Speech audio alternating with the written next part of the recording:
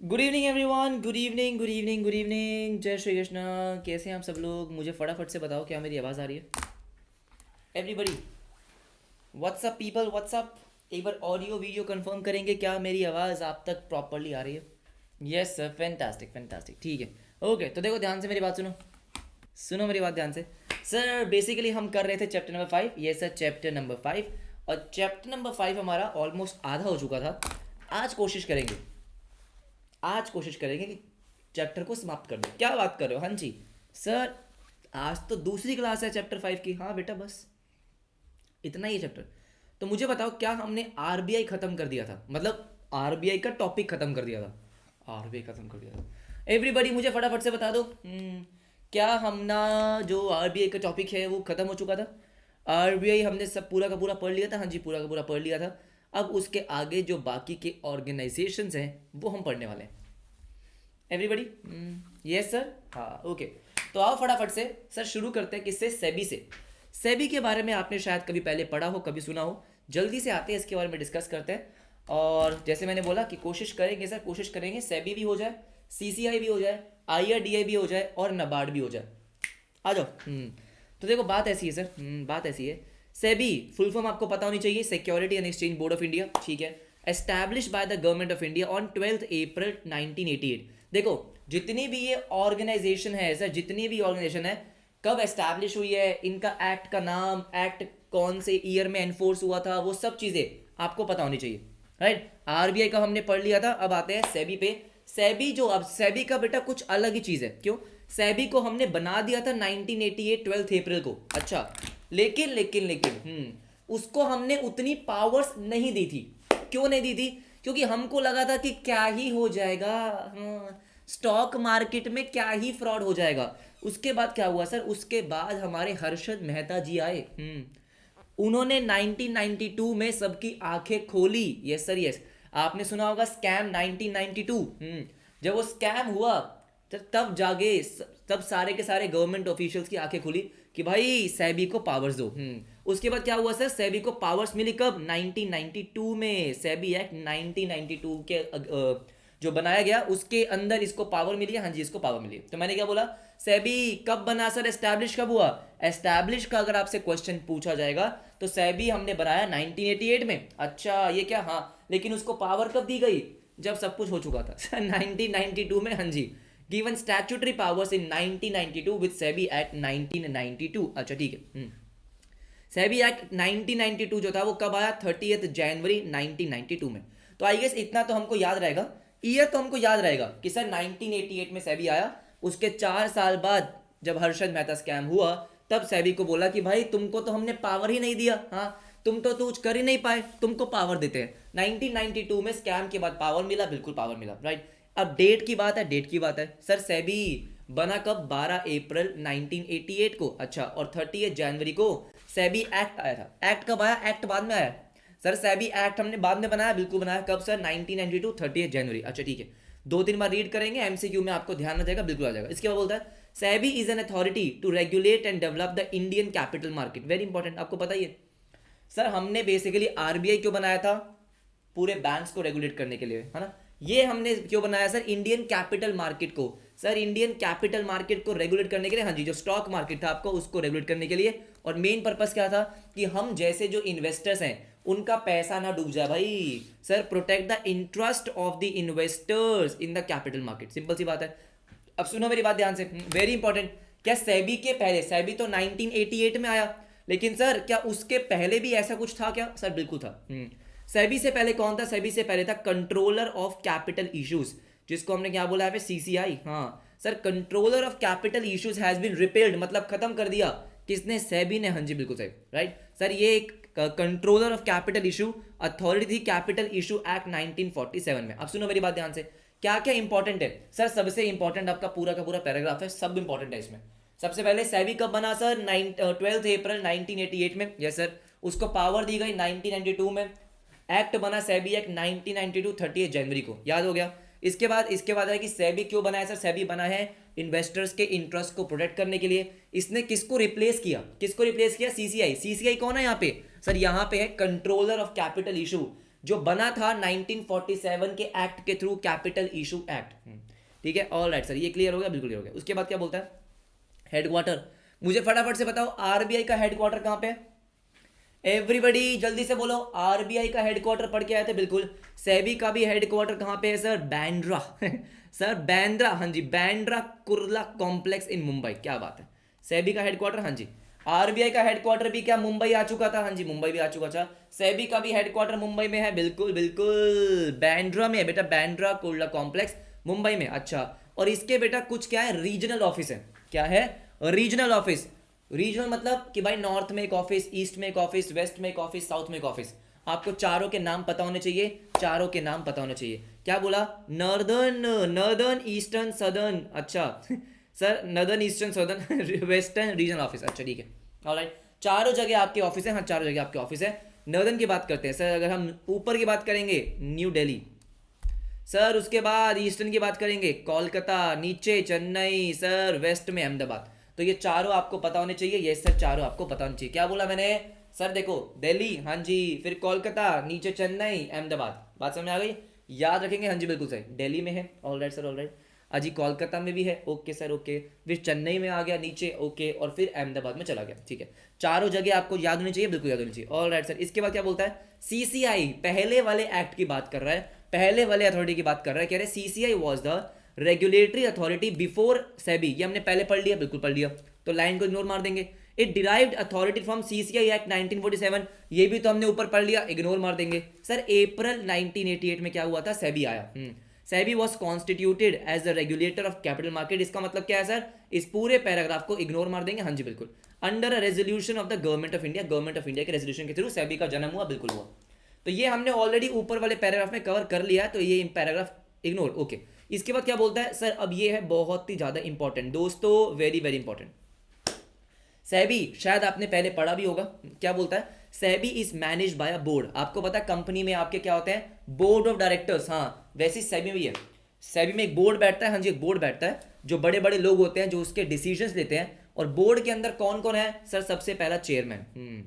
अब ये चेयरमैन कौन होता है, कौन इसको अपॉइंट करता है? आपको पता होना चाहिए, हाँ जी बिल्कुल पता होना चाहिए। कह रहा है chairman who shall be appointed by central government. Central government appoint करेगा। कौन अपॉइंट करेगा? सेंट्रल गवर्नमेंट, हाँ जी बिल्कुल। और ये कैसा इंसान होना चाहिए? वही सिंपल बात है, ऑनेस्ट होना चाहिए, इंटेग्रिटी वाला, अच्छा ठीक है, एजुकेशनल, उसके पास ये मार्केट का नॉलेज होना चाहिए, वही सब चीज़ें। He shall be person of ability, obvious ही बात है, ठीक है। Integrity, honesty, standing in the field of securities market, हाँ जी बिल्कुल सही बात है, राइट।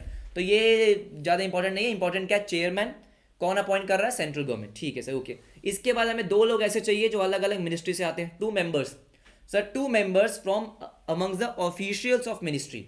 सर अलग अलग मिनिस्ट्री से जो 2 लोग आते हैं, कौन सी मिनिस्ट्री की बात कर रही है सर? कौन सी मिनिस्ट्री की बात कर रहा है? Dealing with finance and administration of the companies. क्या बोला इसने? सिंपल सी बात है, ठीक है सर, मेरे को 2 मेंबर चाहिए, officials of the ministry of central government. Central government की जो मिनिस्ट्री है, यस सर, यस, जो जनरली फाइनेंस और एडमिन वाली है, अच्छा ठीक है, who shall be nominated bye central government. Again अब देखो, वैसे यहाँ पे आप एक चीज नोटिस करोगे कि यहाँ लिखा है अपॉइंटेड बाय सेंट्रल गवर्नमेंट, यहाँ लिखा है nominated by central government.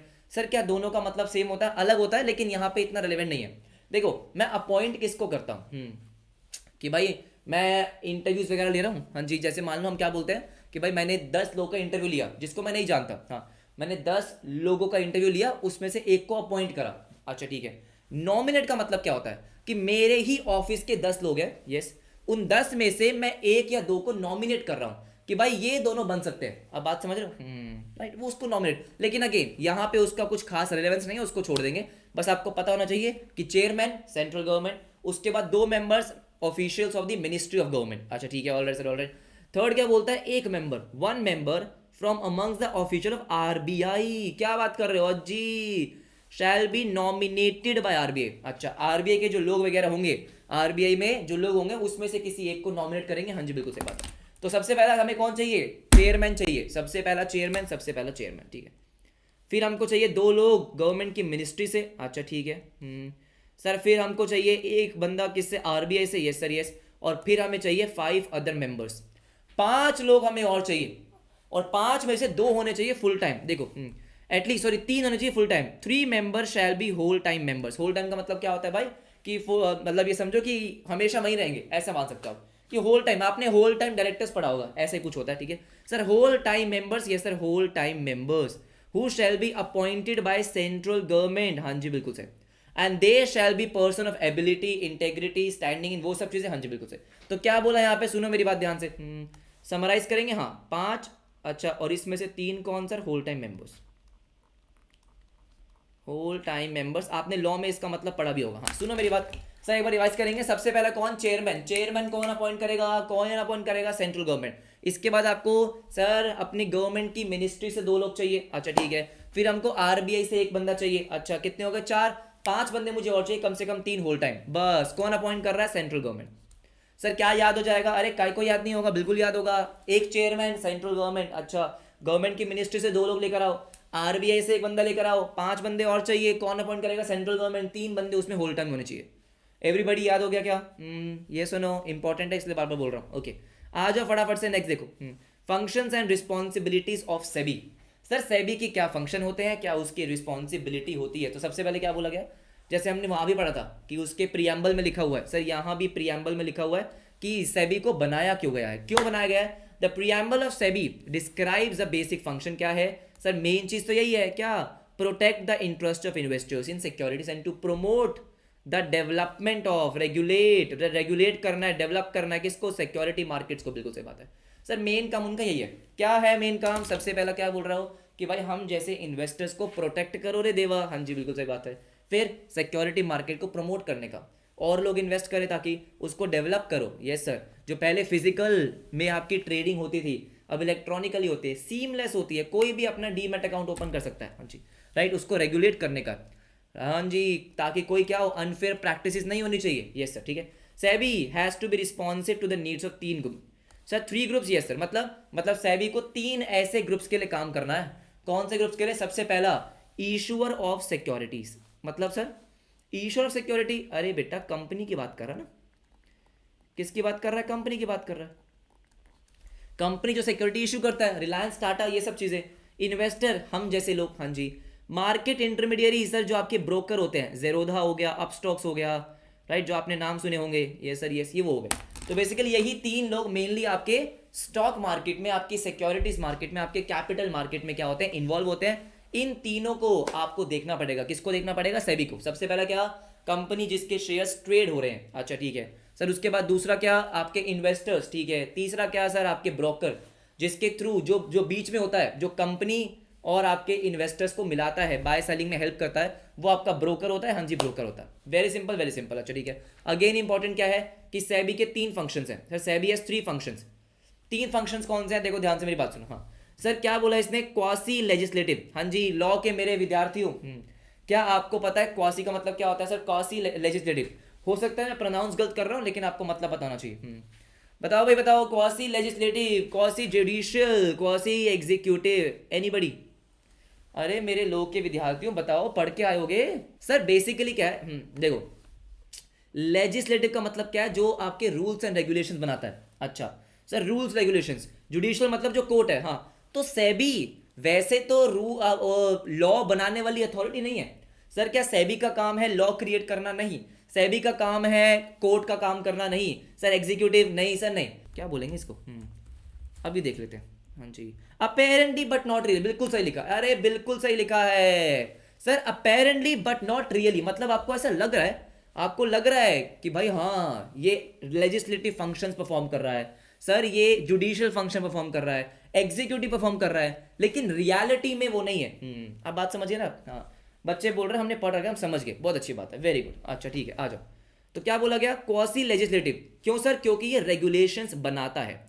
SEBI they draft the regulations, हाँ जी draft the regulations in its legislative capacity. SEBI के पास ये पावर्स होती हैं सर कि स्टॉक मार्केट के रूल्स रेगुलेशंस बनाना, हाँ जी बिल्कुल सही बात है, सर। जुडिशियल क्या, कि भाई जब कोई लड़ाई वड़ाई हो गई, डिस्प्यूट हो गया सर, तो वो क्या कर सकता है, रूलिंग पास कर सकता है, ऑर्डर्स पास कर सकता है इन इट्स जुडिशियल कैपेसिटी, जो भी उसकी कैपेसिटी है रूलिंग देने की, अच्छा ठीक है। उसके बाद वो चाहे तो इन्वेस्टिगेशन एनफोर्समेंट कर सकता है, बिल्कुल सर। जैसे आपको पता है, अगर उसको लगेगा कि किसी कंपनी में इनसाइडर ट्रेडिंग हुई है, मतलब कि कुछ तो घोटाला हुआ है, हाँ किसी ने प्राइस को जबरदस्ती फ्लक्चुएट करवाया है, तो वो क्या कर सकता है सर, वो इन्वेस्टिगेशन वगैरह कर सकता है। तो ये 3 फंक्शन है, सबसे पहला सर लेजिस्लेटिव, जुडिशरी, एग्जीक्यूटिव, आपको पता होना चाहिए, बिल्कुल पता होना चाहिए। ओके, इसके बाद देखो बहुत आसान है, देखो sir, though this makes it very powerful, there is an appeal process. Sir appeal का मतलब क्या होता है आपको पता होगा, कि मान लो सर सेबी ने कोई रूलिंग दी कि भाई इस केस में ये कंपनी कौन है सर, इस कंपनी का दोष है, ये कंपनी गुनहगार है, हाँ जी,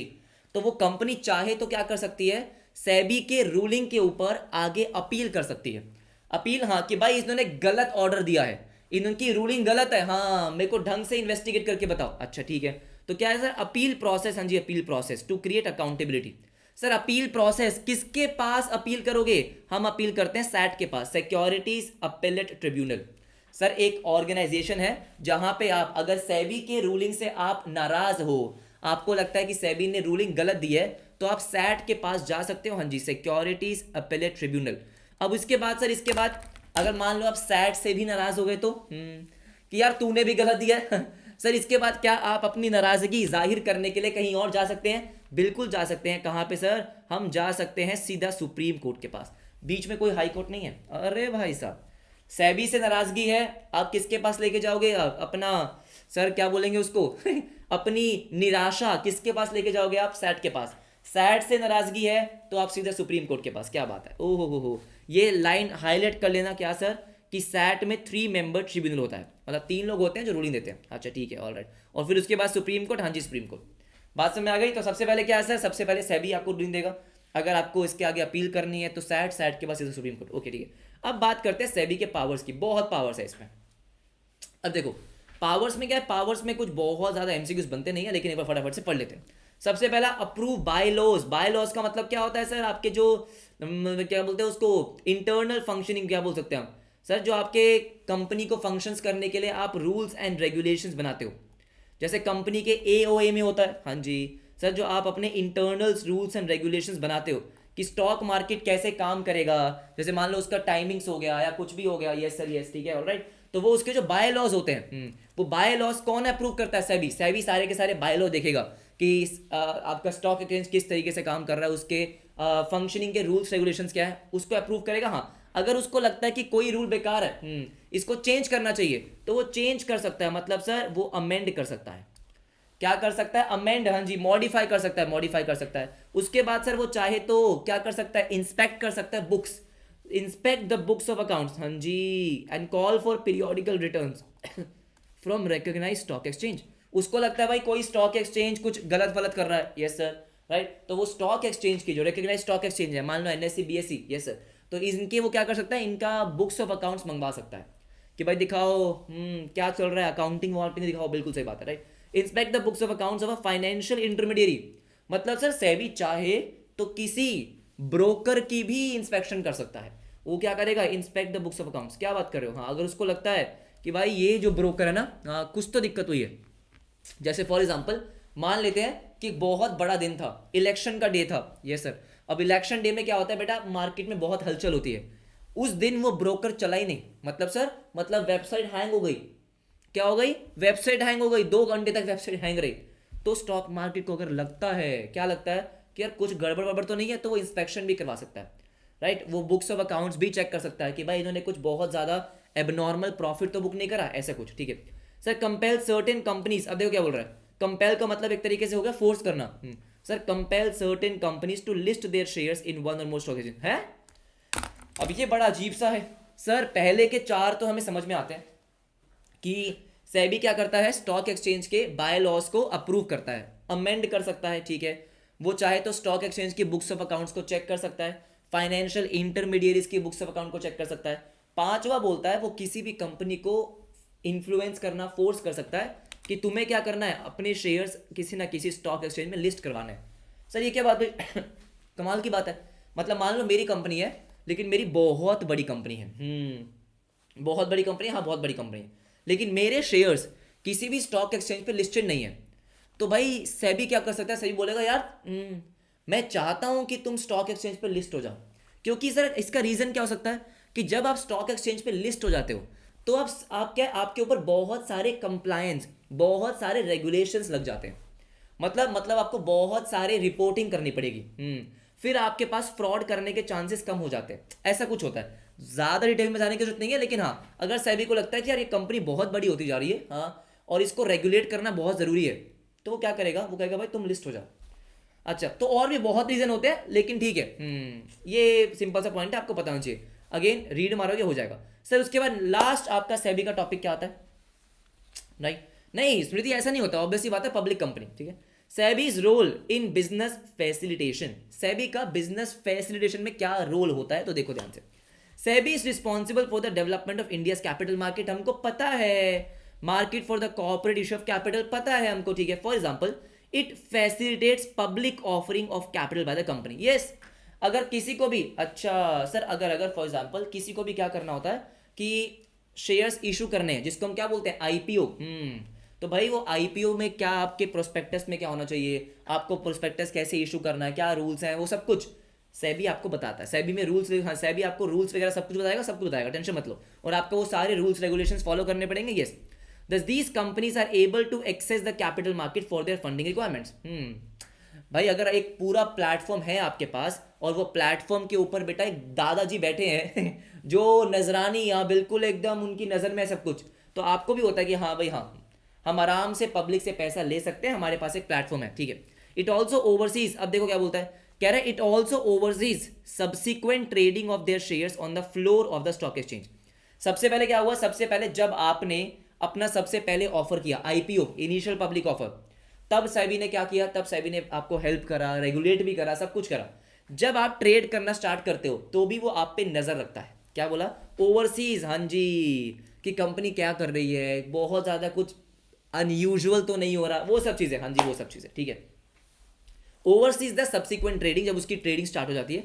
also sir it even facilitates overseas entities, मतलब फॉरेन एंटिटी, अगर किसी फॉरेन एंटिटी को इंडिया में लिस्ट होना होता है सर, उसमें भी तो सेबी हेल्प करेगा भाई, सबका करता धरता सेबी, हाँ जी। It also facilitates overseas entities desirous of participating in Indian capital market, अगर उसको इंडियन कैपिटल मार्केट में पार्टिसिपेट करना है तो भाई सेबी बताएगा आपको क्या करना है क्या नहीं करना, ठीक है। और उल्टा भी हो सकता है कि अगर किसी इंडियन कंपनी को बाहर के कैपिटल मार्केट में पार्टिसिपेट करना है, तब भी आपको सेबी बताएगा, हाँ जी बिल्कुल सही बात है। And domestic capital market entities, sir domestic companies एक तरीके से desirous of participating in overseas, अगर मुझे न्यूयॉर्क स्टॉक एक्सचेंज में पार्टिसिपेट करना है तो वो भी मैं, वो सेबी आपको बताएगा आपको कैसे करना, वेरी आसान, ठीक है।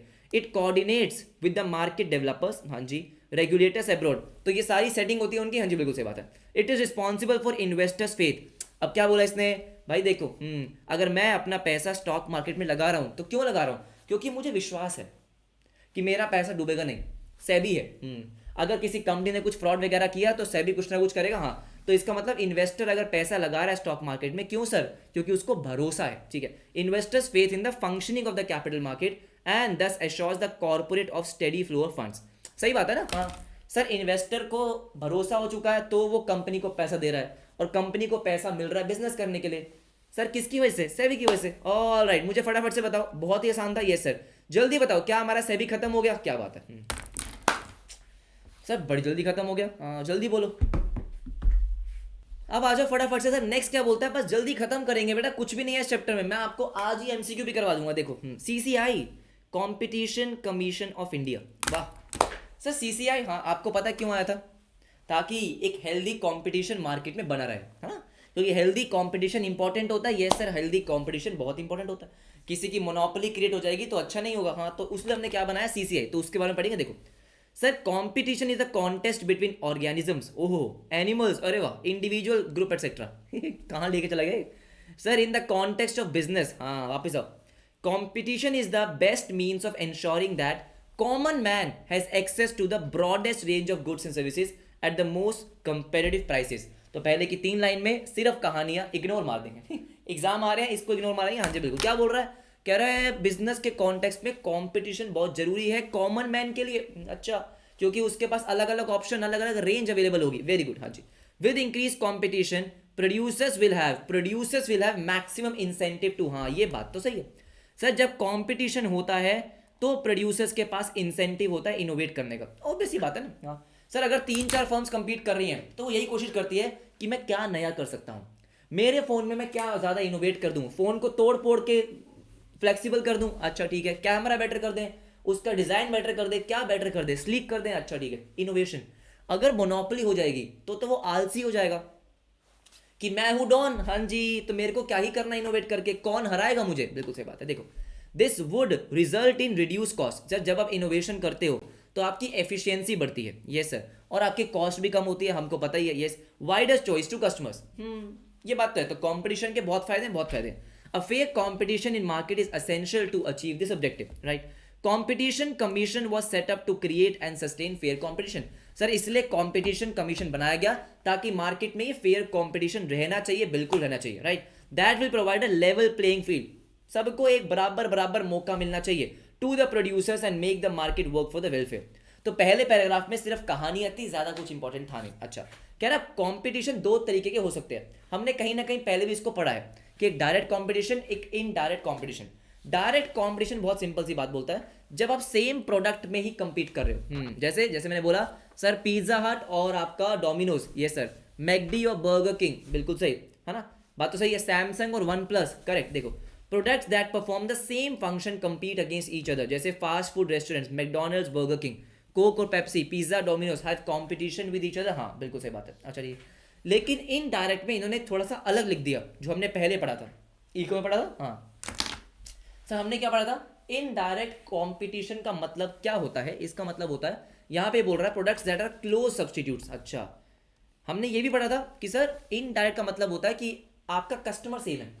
हमने एग्जांपल क्या पढ़ा था, एक बहुत ही फैंसी कार, अच्छा, या बहुत ही ज्यादा फैंसी एक वेकेशन, ये सुनो, हाँ जी, उसमें भी कंपटीशन है क्योंकि मेरे पास पैसे तो कम ही है, हाँ पैसे तो कम है, राइट। तो क्या बोला, products that are close substitutes. अच्छा, यहाँ पे ये बात कर रहा है सब्स्टिट्यूट्स के एंगल से कि भाई आपका परफेक्ट कंपटीशन नहीं है लेकिन आप सब्स्टिट्यूट्स हो एक तरीके से। अच्छा, फॉर वन अनदर, जैसे a fine dining restaurant has competition with other local restaurants but it also competes with nearby supermarkets that offer ready to eat meals. अब ध्यान से मेरी बात सुनो, कह रहे देखो, जब मैं रेस्टोरेंट्स की बात कर रहा हूं तो डायरेक्ट कंपटीशन है, लेकिन सर रेडी टू ईट और रेस्टोरेंट, जैसे मुझे एक बात बताओ, मुझे भूख लगी है सर, रात को मैं लेट तक काम करता हूं तो मुझे रात को भूख लगती है, हाँ, तो क्या कर सकते हैं, मेरे पास दो ऑप्शन है। क्या ऑप्शन है कि भाई मैं स्विगी जोमेटो से कुछ मंगवा लूँ, सबवे कर दिया, कुछ भी कर दिया, अच्छा, या मेरे पास ऑप्शन है कि मैं मैगी बना लूँ वही आती है, क्या करें सर, मैगी या सैलेड मुझे आता है थोड़ा बहुत, तो वो बना लिया।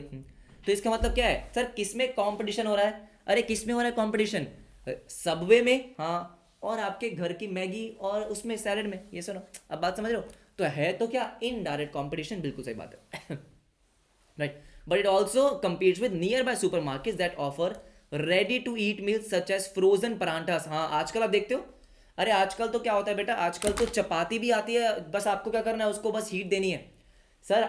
हार्वेस्ट की आपको पता है रेडी टू ईट चपातीज आती है, अब वो क्या कर रही है सर, वो compete कर रही है किसके, रेस्टोरेंट्स के साथ, हाँ, कि भाई आपको वहां जाने की जरूरत नहीं है, आपने चपाती गर्म करी, बात खत्म, बात खत्म। ये बात तो सही है सर, आई अग्री। अब देखो क्या बोलता है, कह रहा है there should be free and fair competition in the market to get the following benefits. भाई कंपटीशन से क्या क्या बेनिफिट होते हैं आपको पता है क्या, हमने पढ़ा सर, हमको यहाँ पे पढ़ने की जरूरत नहीं है, हाँ जी बिल्कुल नहीं है। देखो ध्यान से क्या बोलता है, एनकरेजेस इनोवेशन, एनकरेजेस इनोवेशन, अच्छा ठीक है सर, ठीक है, इंक्रीजेस एफिशिएंसी, हमने पढ़ लिया था कि जब कंपटीशन ज़्यादा होता है, कंपटीशन ज़्यादा होता है तो इनोवेशन इंक्रीज होता है, इनोवेशन हम करेंगे बिल्कुल करेंगे, एफिशिएंसी बढ़ेगी। पनिशेस द लगार्ड्स, सर ये लगार्ड्स बोलते हैं, जो भी बोलते हैं, ये कौन होते हैं, धीरे धीरे सुस्त लोग, सर लेगर्ट्स, हाँ जी, क्या बोलते हैं इसको सर, जो मतलब मजेदार काम नहीं करते, स्लोली स्लोली काम कर रहे हैं, ग्रोथ ही नहीं है, हाँ, सुस्त लोग होते हैं जो। बेटा कंपटीशन जब होता है तो सुस्त लोगों की शामत आती है, क्योंकि वो बहुत पीछे रह जाएंगे, हाँ वो बहुत पीछे रह जाएंगे, ठीक है। बूस्ट चॉइस इंप्रूव्स क्वालिटी, बिल्कुल सही सर, कस्टमर के लिए बहुत ही बढ़िया चीज़ होती है कि मेरे पास क्या है सर, क्वालिटी प्रोडक्ट्स है, हाँ जी, कॉस्ट भी कम है तो प्राइस भी कम होता है। Ensure availability of goods and abundance, acceptable quality, affordable price, simple. तो क्या है, बहुत ही बेसिक पॉइंट थे, अरे बहुत ही ज़्यादा बेसिक पॉइंट थे, बस कुछ नहीं करना है इसका, ठीक है। आ जाओ, अब बात करते हैं कि इसके कॉम्पिटिशन एक्ट 2002 की। तो ईयर कौन सा है सर, 2002। कॉम्पिटिशन एक्ट बनाया गया पहले, कॉम्पिटिशन एक्ट कब बना, 2002 में। फिर बनाया गया कॉम्पिटिशन कमीशन, कॉम्पिटिशन कमीशन कब बना, 2003 में। सर कब बना, 14 अक्टूबर 2003, ठीक है। अब देखो ध्यान से, अगर मैं कॉम्पिटिशन एक्ट की बात करता हूँ, बहुत आसान है, कह रहे basically competition law is a tool to implement enforce competition policy and to prevent, क्या sir, to prevent and punish anti competitive business practices by firms and unnecessary government interference in the market. यहां तक बहुत है। अच्छा ठीक है, क्या बोल रहा है ये, सिंपल सी बात बोल रहा है। कह रहा है देखो, अब मान लो अगर कल को एयरटेल और जियो को ये बात रियलाइज होती है कि हम दोनों एक दूसरे को नहीं हरा पाएंगे, लेट्स से, अच्छा, तो क्यों बेकार में लड़ रहे हैं? हम दोनों का कस्टमर तो वही है, यस सर, है ना, जितने भी आपके लोग हैं सारे के सारे उनके कस्टमर्स हैं। तो उन्होंने बोला क्यों ना हाथ ही मिला लें। सर क्या ये पॉसिबल है? और क्या, उन्होंने बोला दोनों हाथ मिलाते हैं और अपना प्रॉफिट बूस्ट करते हैं, दोनों साथ में मिलकर काम करते हैं। क्यों लड़ रहे हैं एक दूसरे से? अच्छा ठीक है, अब मुझे बताओ क्या ऐसा इंडिया में पॉसिबल हो पाएगा? इंडिया में ऐसा पॉसिबल नहीं हो पाएगा। कौन बीच में आएगा? कंपटीशन कमीशन आएगा बीच में, बिल्कुल आएगा, क्योंकि ये कस्टमर के लिए सही होगा क्या? नहीं, कस्टमर के लिए सही नहीं होगा। अब बात समझ रहे हो सर, कस्टमर के लिए सही नहीं होगा। नहीं, अब मान लो कोक और पेप्सी है, अगर साथ में मिल जाएंगे तो हमारे लिए कितना खराब होगा? वैसे तो हमारे लिए अभी भी खराब है, लेकिन स्टिल वो कुछ ना कुछ इनोवेशन करते रहते हैं। जैसे मान लो उन्होंने डाइट कोक निकाला, सर डाइट कोक का मतलब क्या होता है? वो बोल रहा है कि हम चीनी कम कर दी हमने, है ना, हमें एक प्रॉब्लम तो ये थी कि उसमें चीनी बहुत है, हाँ उन्होंने चीनी कम कर दी, अच्छा ठीक है, राइट, तो कुछ ना कुछ तो वो इंप्रूव कर रहे हैं, हाँ, लेकिन अगर वो क्या हो जाए सर, उनकी मोनोपोली हो जाए, वो तो भाई मतलब तबाही मचा देंगे। बिल्कुल सही बात है। तो क्या बोला? Prevent and punish anti competitive business practices by firms, और गवर्नमेंट इसमें इंटरफेयर नहीं करती है, मार्केट फोर्सेस होते हैं। अच्छा ठीक है, देखो ध्यान से, कह रहा है the competition act 2002 as amended by competition act 2007। अब इसका मतलब क्या है? आपको पता है एक्ट अमेंड होते हैं, उनमें चेंजेस आते हैं, यस सर। तो पहले कॉम्पिटिशन एक्ट 2002 बना, जैसे कंपनीज एक्ट है, तो कंपनीज एक्ट 1956, उसके बाद वो अमेंड हुआ और कंपनीज एक्ट 2013 बना, हाँ 2013 बना। अब क्या है सर? ये बोल रहा है competition act 2002 amended by competition act 2007, ठीक है, 2007 में उसको अमेंड किया गया, उसमें चेंजेस करे गए, follows the policy philosophy of modern competition loss. अच्छा, कह रहा था एक्ट प्रोहिबिट्स, क्या प्रोहिबिट्स? एंटी कॉम्पिटिटिव एग्रीमेंट्स, हाँ जी, ऐसे कोई एग्रीमेंट नहीं होना चाहिए जिससे कॉम्पिटिशन कम हो रहा है आपका। जैसे मैंने आपको एग्जांपल लिया, एयरटेल जियो में ऐसा कोई एग्रीमेंट हम नहीं होने देंगे, नहीं होने देंगे। अच्छा ठीक है, abuse of dominant position by the enterprise, ओहो, मान लो कोई ऐसी इंडस्ट्री है जिसमें एक प्लेयर बहुत ही बड़ा बन गया है, सर वेरी बिग, उसकी मोनोपोली नहीं है, लेकिन उसके बाद उसके छोटे छोटे प्लेयर हैं, मान लो उसका मार्केट में 75% शेयर है, और उसके बाद 15-20 प्लेयर है जिनके 2-2, 5-5% शेयर है, तो क्या उसके पास एक डोमिनेंट पोजीशन है? हाँ जी बिल्कुल है। तो भाई वो अपनी डोमिनेंट पोजीशन का फायदा नहीं उठा सकता। हम खड़े हैं यहाँ पे, कौन सर? कॉम्पिटिशन एक्ट 2002 बोल रहा है। अच्छा ठीक है, एंड रेगुलेट्स कॉम्बिनेशंस। कॉम्बिनेशंस का मतलब क्या होता है सर? यही एक्विजिशन, मर्जर, ये सब चीजें, राइट। जैसे अब देखो, हाँ जी, अब बच्चे बोलेंगे सर तो वोडाफोन आइडिया का मर्जर क्यों हो गया? क्योंकि बेटा, अच्छा, वोडाफोन आइडिया को भी कंपटीशन कमीशन ऑफ इंडिया ने रेगुलेट किया, मतलब उसको प्रॉपर्ली एनालाइज किया, उसने परमिशन दी, तब जाके वोडाफोन और आइडिया का मर्जर हुआ। अच्छा, उन्होंने क्या देखा कि इन दोनों के मिलने से भी कुछ खास फर्क पड़ नहीं रहा। सर क्या बोला? कुछ खास नहीं फर्क पड़ रहा है, होने दो, हाँ जी होने दो। अच्छा राइट, तो रेगुलेट्स कॉम्बिनेशंस, ठीक है, एक्विजिशन, एक्वायरिंग और कंट्रोल, मर्ज, एमएनए का मतलब क्या होता है? मर्जर्स एंड एक्विजिशंस, ठीक है sir, which causes or likely to cause appreciable. Sir appreciable का मतलब क्या होता है? मतलब कि substantial adverse effect on competition. Simple सी बात बोल रहा हूं सर, पूरे पैराग्राफ में सिंपल सी बात है, हाँ जी, पूरे पैराग्राफ में सिंपल सी बात है। क्या बोला इसने कि कंपटीशन एक्ट क्यों बनाया गया सर? कंपटीशन एक्ट बनाया गया ताकि हम एंटी कॉम्पिटिटिव प्रैक्टिस को प्रिवेंट कर सके, हाँ जी बिल्कुल सही बात है, राइट, ऐसे एग्रीमेंट्स को प्रिवेंट कर सके, कोई डोमिनेंट प्लेयर अपनी पावर को अब्यूज ना करे, yes sir. Regulates combination, mergers, acquisitions को रेगुलेट करेंगे, बिल्कुल। अगर कोई दो फर्म मर्ज कर रही है तो उसकी वजह से मोनोपोली क्रिएट नहीं होनी चाहिए, राइट, कंपटीशन हैम्पर नहीं होना चाहिए, बिल्कुल सही बात है। अच्छा ठीक है, ओके, आ जाओ। इसके बाद क्या बोलता है? Features of the competition act 2002। क्या फीचर्स हैं देखो ध्यान से। तो क्या बोला इसने? The competition act 2002 has been enacted, बनाया गया क्यों? टू प्रिवेंट, मुझे बताओ, सेम बातें बार बार रिपीट करेगा, ट्रस्ट मी, सीसीआई में अधिकतर बातें रिपीट करेगा।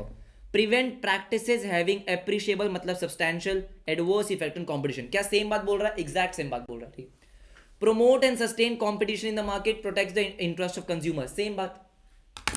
कि सीसीआई क्यों बनाया गया? कंपटीशन रहना चाहिए मार्केट में, प्रमोट करेंगे कंपटीशन को, सस्टेन, लंबे टाइम तक कंपटीशन रहना चाहिए सर, एंटी कॉम्पिटिटिव प्रैक्टिस को प्रिवेंट करना है, कोई अब्यूज ना हो, उसको हमें प्रिवेंट करना है, वही सब चीज़ें, ठीक है। कस्टमर का जो इंटरेस्ट है, कंज्यूमर का जो इंटरेस्ट है, उसको प्रिवेंट करना है। Ensure freedom of trade. Sir इसका मतलब क्या है? कह रहा है देखो, अगर किसी की मोनोपोली क्रिएट हो गई तो बैरियर क्रिएट हो जाएंगे। आपको पता है सर, जब किसी का कोई डोमिनेंट पोजीशन होता है तो इतना इजी एंट्री नहीं मिलता मार्केट में, इतना इजी मार्केट में एंट्री आपको नहीं मिलता है। तो फ्रीडम ऑफ ट्रेड कहाँ से आ गया? ये सुनो, तो हम चाहते हैं कि कंपटीशन बना रहे ताकि किसी को भी अगर ये बिजनेस करना है वो करे। फ्रीडम ऑफ ट्रेड होना चाहिए, ठीक है, विद द एनफोर्समेंट। अब ये बहुत इंपॉर्टेंट है सर, पहले के 3 पॉइंट बहुत ही ऐसे बेसिक से पॉइंट थे। फोर्थ पॉइंट क्या बोलता है? With the enforcement of competition act 2002। अब कॉम्पिटिशन एक्ट ने भी तो किसी को रिप्लेस किया, जैसे हमने ऊपर पढ़ा था क्या सर, कि सेबी ने रिप्लेस किया सीसीआई को। अच्छा, यहाँ पे क्या बोल रहा है? कह रहा है, सुनो मेरी बात ध्यान से, with the enforcement of the competition act 2002, the MRTP act. Sir एक एमआरटीपी एक्ट बनाया गया था और ये हम पहले भी पढ़ चुके हैं, राइट सर। एमआरटीपी एक्ट था, बिल्कुल था, इसको रिप्लेस किया गया। Shall stand repealed and the MRTP commission shall be dissolved. हाँ जी, बिल्कुल सही बात है। एवरीबडी, क्या हमने एमआरटीपी पहले भी पढ़ा है? बिल्कुल पढ़ा है, कहीं तो पढ़ा है यार। एवरीबडी बोलो ना। सर हमने पढ़ा था क्या एमआरटीपी का मतलब? भूल तो नहीं गए MRTP sir? Monopoly and restrictive. Monopoly अगर आपको लिखना तो लिख लो, हाँ, नहीं तो गूगल कर लेना सर। द मोनोपोलिस्टिक ऐसे कुछ है, पूरा एग्जैक्ट मुझे भी याद नहीं आ रहा। मोनोपोलिस्टिक, अच्छा, and restrictive trade practices act, पूरा यहाँ पे लिखना sir. The monopolistic and restrictive trade practice ऐसा कुछ करके है, उसको एक बार लिख के लिख देना यहाँ पे, ठीक है। एलपीजी में पढ़ा, हाँ सर, एलपीजी में हमने पढ़ा था, बिल्कुल पढ़ा था, कि जब हमने वहाँ पे लिबरलाइजेशन, प्राइवेटाइजेशन और ग्लोबलाइजेशन के बारे में पढ़ा था, हमने लिबरलाइजेशन में इसको पढ़ा था, बिल्कुल पढ़ा था, right sir. With the enforcement of the competition act 2002, MRTP, इसकी फुल फॉर्म अगर आपको याद है तो यहाँ पे लिखना, ठीक है। विधि ने लिख दी है monopolistic and restrictive trade practice act, यही मैं आपको बोल रहा था। 1969 इसको हमने क्या करा? इसको हमने रिप्लेस करा, बिल्कुल क्या बोला है? 1969 shall stand repealed and the MRTP commission shall be dissolve. Simple सी बात है, किसको रिप्लेस किया? हाँ जी, वो आपको पता होना चाहिए, हाँ जी, वो आपको पता होना चाहिए। और लास्ट क्या बोलता है? लास्ट बोलता है competition act 2002 provides for establishment of competition commission of India. ये हमको पता है, बिल्कुल पता है, उसी के बारे में हम नेक्स्ट पढ़ने वाले हैं। यस सर, उसी के बारे में हम नेक्स्ट पढ़ने वाले हैं। वेरी वेरी इजी, तो बहुत ही आसान है, मतलब बहुत ही बेसिक चीजें, हाँ, ज्यादा कुछ आपको याद भी नहीं करना पड़ेगा। अब आते हैं फटाफट से किस पे? सर सीसीआई पे। देखो sir, competition commission of India which is CCI was established by the central government on 14 अक्टूबर 2003। याद रहेगा, एक्ट कब बना? 2002 में। ये कब आया सर? 2003 में। हाँ जी, 2003 में, ठीक है। The commission is a body corporate, company की डेफिनेशन दे रहा है। Commission is a body corporate having perpetual cessation common seal. अब क्या मैं इसको भी हाईलाइट करूंगा? नहीं। CCI consist of, very important sir, जैसे जैसे हमारे सेबी में था सर, जैसे जैसे हमारे सेबी में था प्रॉपर कि भाई एक चेयरमैन होना चाहिए, राइट, मिनिस्ट्री के 2 लोग होने चाहिए, उसके बाद 5 लोग वो होने चाहिए, उसके बाद आरबीआई का एक बंदा होना चाहिए, वो सब चीज़ें सर यहाँ पे भी क्या है? CCI consist of a chairperson, एक चेयरपर्सन, और 6 members sir, 6 members appointed by the central government, बस। हाँ बस, तो ये तो आसान है, बिल्कुल आसान है। एवरीबॉडी ये सुनो, क्या बोल रहा है? CCI consist of a chairperson, ये सर चेयरपर्सन, ठीक है, और 6 लोग सर, 6 मेंबर्स, हाँ, और ये सारे के सारे कोई ना अपॉइंट कर रहा है, कोई ना अपॉइंट कर रहा है सर, सेंट्रल गवर्नमेंट अपॉइंट कर रहा है। वेरी आसान, वेरी आसान। देखो ध्यान से बेटा, इधर फोकस करो। It is the duty of the commission. अब देखो ध्यान से, वही सेम चीजें ये रिपीट करेगा, हाँ रिपीट करेगा। कह रहा है it is the duty of the commission, क्या ड्यूटी है उसकी? To eliminate practices having adverse effect on competition. मुझे बताओ बेटा, जब से हम ये सीसीआई पढ़ रहे हैं, क्या एक ही चीजें वो बार बार रिपीट कर रहा है? हाँ, तो इग्नोर मार देने का, ठीक है। Promote and sustain competition, same बात ऊपर लिखी हुई थी। Protect the interest of consumer, ensures freedom of trade. मुझे बताओ, जो इसने ऊपर ये आपको फीचर्स दिए, क्या सेम के सेम नीचे चेप दिए? हाँ बिल्कुल सर, बिल्कुल, तो इग्नोर मार देने का। आ जाओ sir. The commission is also required to give, अब क्या बोल रहे हैं यहाँ पे sir? Commission is also required to give opinion on competition issue, इसको छोड़ देने का, ठीक है। सुनो मेरी बात ध्यान से सर, इस पैराग्राफ में इंपॉर्टेंट क्या है? इतना भरोसा रखो, जो बता रहा हूँ उतना ही करना, बस। टाइम हमारे पास वैसे ही बहुत कम है। क्या बोला मैंने? सीसीआई में क्या क्या इंपॉर्टेंट है? सबसे पहला क्या, इधर आ जाओ, सबसे पहले क्या है सर? सबसे पहले तो आपको पता होना चाहिए कंपटीशन 2 टाइप के होते हैं, डायरेक्ट क्या होता है, इनडायरेक्ट क्या होता है। पहली बात तो ये सर, इसमें इतना इंपॉर्टेंट है, हाँ जी इंपॉर्टेंट, ठीक है, ऑल राइट। कंपटीशन के क्या बेनिफिट्स होते हैं, एक बार रीड मारना, आपको ऑलरेडी पता ही है, ठीक है। फिर आते हैं कंपटीशन एक्ट कब आया सर? 2002 में आया। कब आया? 2002 में। कमीशन कब आया? 2003 में आया, 14 अक्टूबर 2003 में। पहली बात तो ये, ठीक है। फिर उसके बाद जो बेसिक बातें हैं कि भाई कंपटीशन एक्ट का क्या पर्पस था, क्या मोटिव था, बेसिक बेसिक बातें। सबसे पहले क्या सर कि भाई प्रिवेंट करना है हमको, क्या एंटी कॉम्पिटिटिव प्रैक्टिस, हाँ कंपटीशन को प्रमोट करना है, सस्टेन करना है, फ्रीडम ऑफ ट्रेड हमें इंश्योर करना है, यस सर। उसके बाद इंपॉर्टेंट क्या है सर, ये फोर्थ पॉइंट, क्या सीसीआई ने किसको रिप्लेस किया, एमआरटीपी एक्ट को, एमआरटीपी एक्ट को, हाँ जी बिल्कुल सही। कब था ये, 1969 में बनाया गया था, इसको हमने रिप्लेस कर दिया।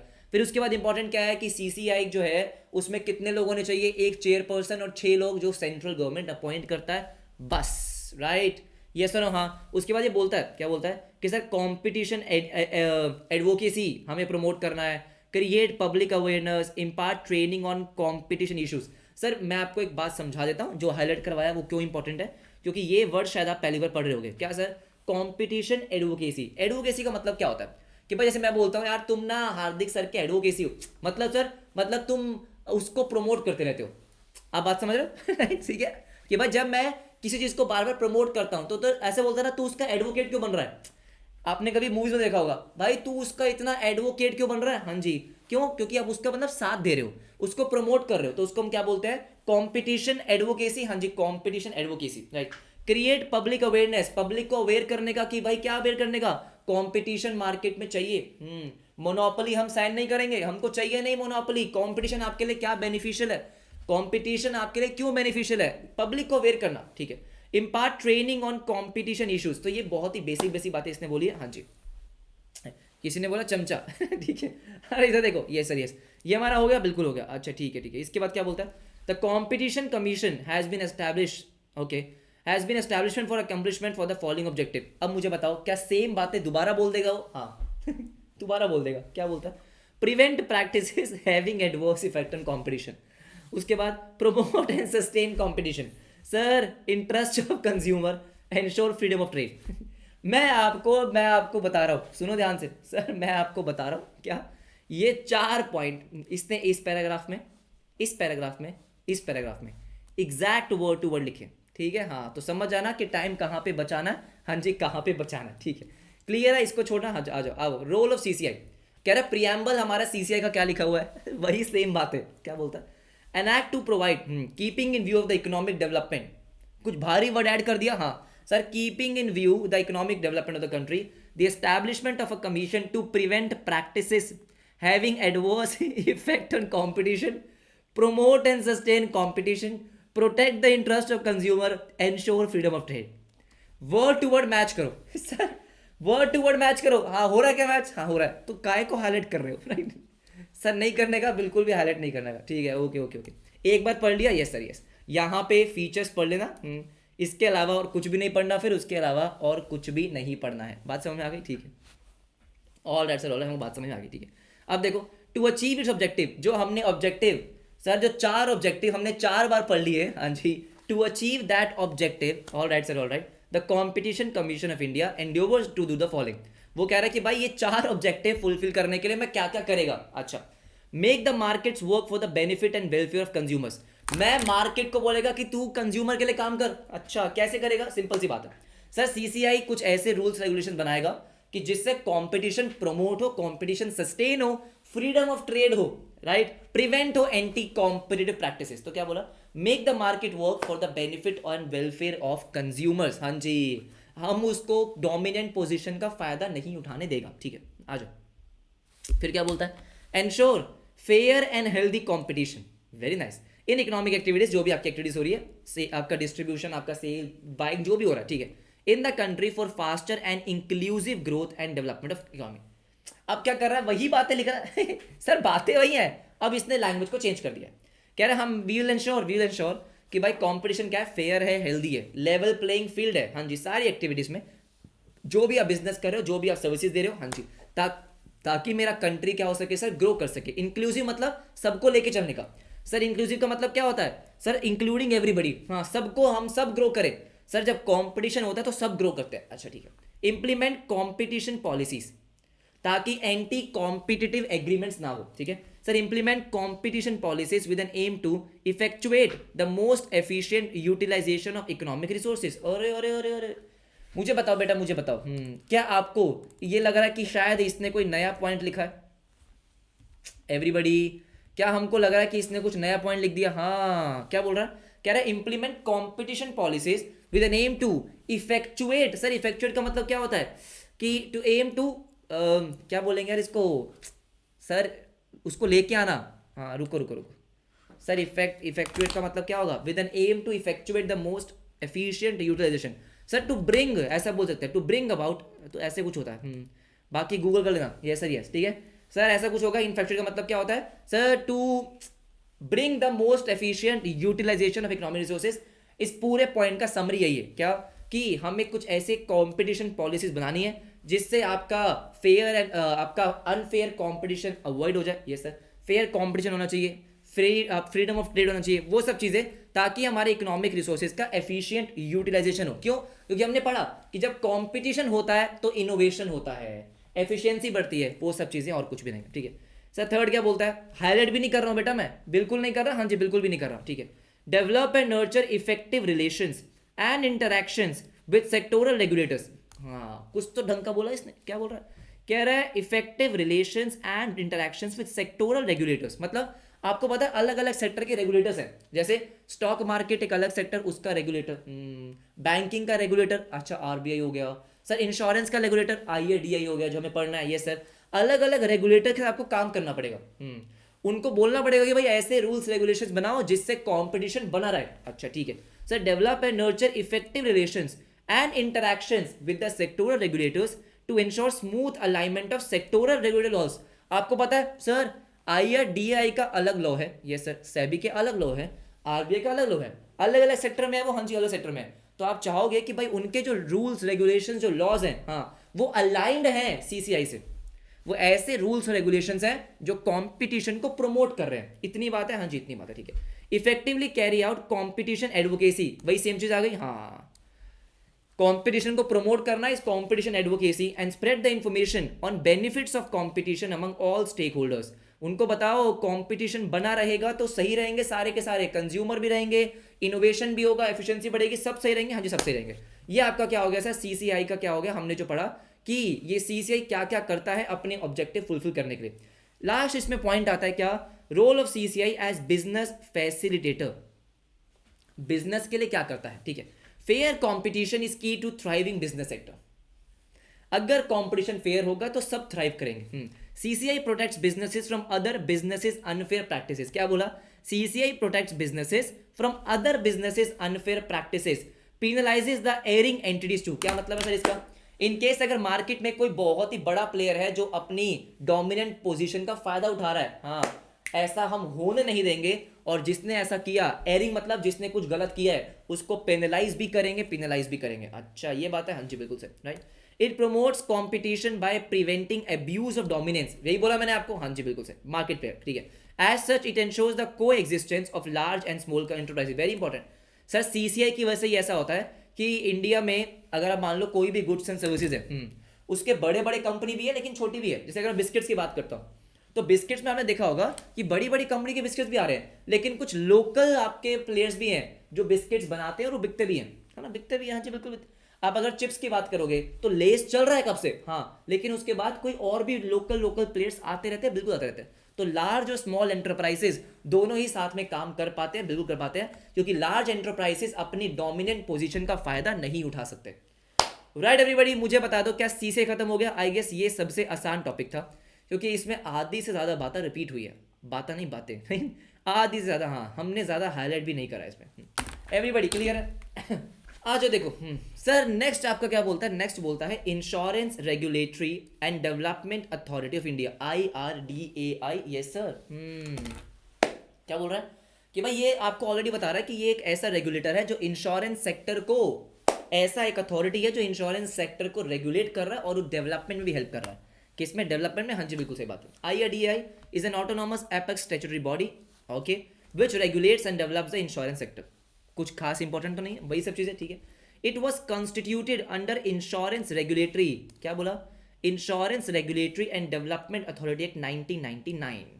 ईयर सब में इंपॉर्टेंट है, एक पेज पे बेशक लिख लेना जो भी है। ये सर, ईयर सब में इंपॉर्टेंट है। हाँ जी, बिल्कुल ठीक है। IRDAI 1999। ठीक है सर, इस एक्ट, ये एक्ट क्या बोलता है? अलाउस प्राइवेट प्लेयर्स, पहले क्या था देखो ध्यान से, sir, allows private players to enter the insurance sector in India besides very very important, हाँ सर, जब 1999 में ये एक्ट बना तो ऑब्वियस ही बात है, ऐसा नहीं है कि सिर्फ गवर्नमेंट ही इस पे कंट्रोल करेगा, इसने बोला प्राइवेट प्लेयर्स आएंगे। ये सर इंश्योरेंस सेक्टर में आपको पता ही है कि प्राइवेट प्लेयर्स बहुत सारे हैं, तो प्राइवेट प्लेयर्स इसमें पार्टिसिपेट करते हैं, इस सेक्टर में अलाउड है। लेकिन एफडीआई हमने पढ़ा था, हाँ एफडीआई भी अलाउड थी क्या sir, besides a maximum foreign equity foreign FDI of 26% in the private insurance company. अब क्या मतलब है इसका, इसका मतलब बहुत सिंपल सा है कि मान लो मेरी एक प्राइवेट कंपनी है, किसी फॉरेन कंपनी को सर मेरे कंपनी में इन्वेस्ट करना है, कोई फॉरेन कंपनी अगर किसी इंडियन कंपनी में डायरेक्ट इन्वेस्ट कर रही है, इक्विटी एक्वायर कर रही है, एफडीआई बोलते हैं उसको, पढ़कर आए हैं, बिल्कुल सही बात है। तो कितना अलाउड था, 26%, मतलब वो मेरे कंपनी के मैक्सिमम 26% शेयर ही एक्वायर कर सकता है। ये क्यों किया गया, ताकि मेरे पास डोमेस्टिक इंडियन कंपनी के पास सारी पावर रहे, है ना। अच्छा ठीक है ऑलराइट, लेकिन सर इसको चेंज किया गया, अमेंड किया गया, द इंश्योरेंस बिल, एक इंश्योरेंस बिल बना, ठीक है ऑलराइट जो कब पास हुआ, जुलाई 2014 में, ये sir raised the FDI limit to 49%। अब इंपॉर्टेंट क्या है, एमसीक्यू क्या आ सकता है कि 1999 में एफडीआई की लिमिट कितनी थी, 26%, 2014 में वो इंक्रीज करी गई, कितनी करी गई सर, 49%, मतलब अभी भी 51% इंडियन कंपनी के पास रहेगा। सर मेजॉरिटी अभी भी हमारे पास है, 49 हमने उनको देने से अलाउ कर दिया कि हाँ 49% तुम अक्वायर कर सकते हो, ठीक है। It serves as an authority to protect the interest of holders of insurance policy. तो मेन काम इसका क्या है, आईआरडीआई का मेन काम क्या है, वही सेम कि भाई जिनके पास इंश्योरेंस पॉलिसीज है, हाँ अब मैंने मान लो हेल्थ इंश्योरेंस, लाइफ इंश्योरेंस, कोई भी कार इंश्योरेंस ले रखा है, अच्छा मैं हर साल प्रीमियम पे कर रहा हूँ, बिल्कुल पे कर रहा हूँ। अब मान लो सर मेरी कार को कुछ हो जाता है या मेरी हेल्थ को कुछ हो जाता है, किसी को भी कुछ हो जाता है, यस, तो जिस चीज़ का मैंने इंश्योरेंस लिया तो मैं क्या चाहता हूँ, उस टाइम इंश्योरेंस कंपनी मुझे पैसा दे। सर जिसको हम क्या बोलते हैं, सम एश्योर्ड, हम पढ़ कर आए हैं सर, इंश्योरेंस कंपनी मुझे क्या देगी, जब भी वो इवेंट अकर होगा, जिस पर्पस के लिए मैंने वो इंश्योरेंस लिया है, वो मुझे सम एश्योर्ड देगी, बिल्कुल सही बात है। जैसे मान लो कोई पर्सन है XYZ, अच्छा उसने हेल्थ इंश्योरेंस लिया, कितने का, 10 लाख रुपए का, अच्छा जब उसकी तबीयत खराब हुई, हॉस्पिटल में एडमिट हुआ, तो हॉस्पिटल का बिल आया, कितने का आया सर, मान लो 8 लाख रुपए का, तो 8 लाख रुपए इंश्योरेंस कंपनी उसको पे करेगी, बिल्कुल पे करेगी। तो आईआरडीआई का काम है कि इंश्योरेंस कंपनी उसको पे करे, उसके साथ कुछ भी अनफेयर नहीं होना चाहिए अगर उसने टाइम से इंश्योरेंस प्रीमियम पे करा है। अगर भाई आप तो खुद सोचो, अगर कोई अथॉरिटी ना होती तो प्राइवेट प्लेयर क्या बोलता, मैं नहीं दे रहा, जा जो करना है कर ले, अच्छा ये सुनो, तो ऐसी अथॉरिटी का होना जरूरी है। तो क्या बोला sir, it serves as authority to protect the interest of holders of insurance policy. Policy holders जो है, जिसने इंश्योरेंस ले रखा है, ये सर ठीक है, रेगुलेट करना उनको, promote and ensure orderly growth of the insurance industry and for matters. तो सिंपल सी बात है, वो यही चाहते हैं, दो काम है, एक तो इंश्योरेंस पॉलिसी के इंटरेस्ट को हमें क्या करना है, प्रिवेंट करना है, और चाहते हैं इंश्योरेंस सेक्टर ग्रो हो। सर बहुत सारी एडवर्टीजमेंट्स, हाँ जी बहुत सारे प्रमोशनल कैंपेन्स चलते हैं कि भाई हेल्थ इंश्योरेंस लेना ज़रूरी है, बिल्कुल सही, राइट, हेल्थ इंश्योरेंस लो नहीं तो बिजली का बिल, सर सॉरी आपने बहुत सारी सुनी होगी, हाँ जी, कि बिजली का बिल इतना, और बिजली कह रहा हूँ, बिजली कहाँ से आ गई इसमें सर, अस्पताल का बिल, ऐसे कोई ऐड आती है ना कि अस्पताल का बिल बहुत ज़्यादा आ गया और वो सब चीज़ें हो गई, पता नहीं क्या, ऐसी बहुत सारी ऐड है जो डराती है सर, जो डराती है, बिल्कुल डराती है। कि कुछ होते हैं जो, एक ऐड है जो हॉस्पिटल से एक पेशेंट बाहर निकल रहा है कि भाई मेरे पास इंश्योरेंस नहीं है, मैं जा रहा हूँ, आधा ट्रीटमेंट हुआ लेकिन वो जा रहा है, ऐसी कोई ऐड है ना, हाँ ऐसी कोई ऐड भी है। तो ये सब प्रमोट कर रहे हैं किसको सर, इंश्योरेंस सेक्टर को।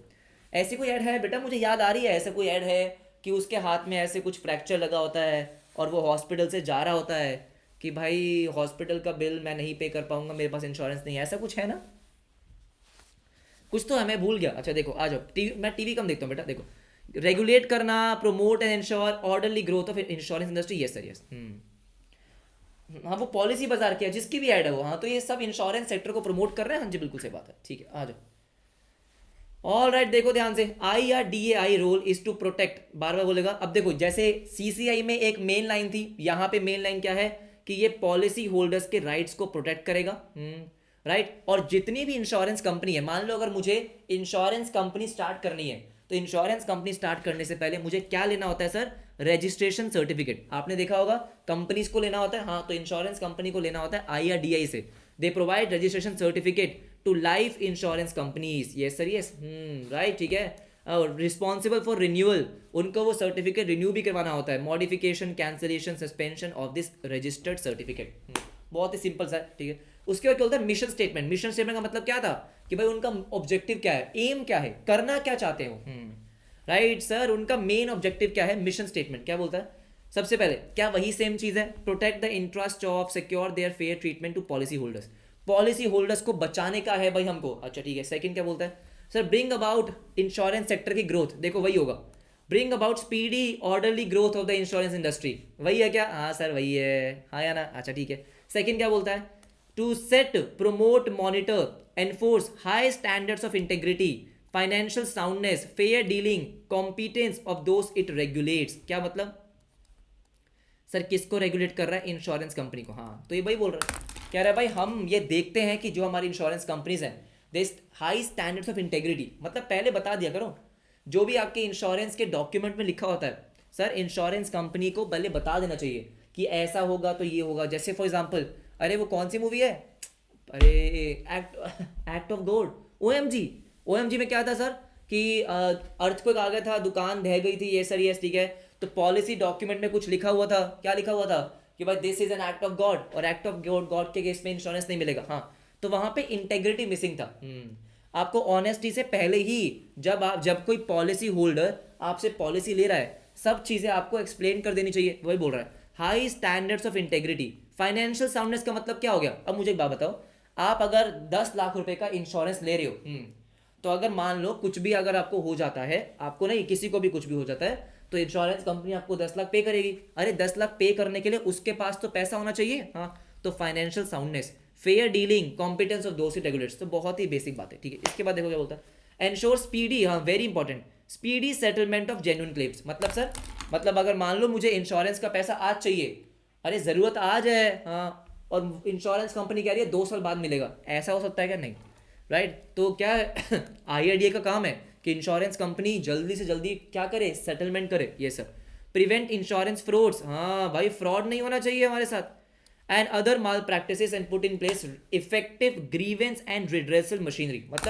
मतलब आप चाहो तो कंप्लेन कर सकते हो किसी भी इंश्योरेंस कंपनी के खिलाफ, आईआरडीआई में ऐसा बोल रहा हो। इफेक्टिव ग्रीवेंस का मतलब कंप्लेन, ठीक है। क्या रीड करने से दिमाग में जा रहा है, हाँ जा रहा है।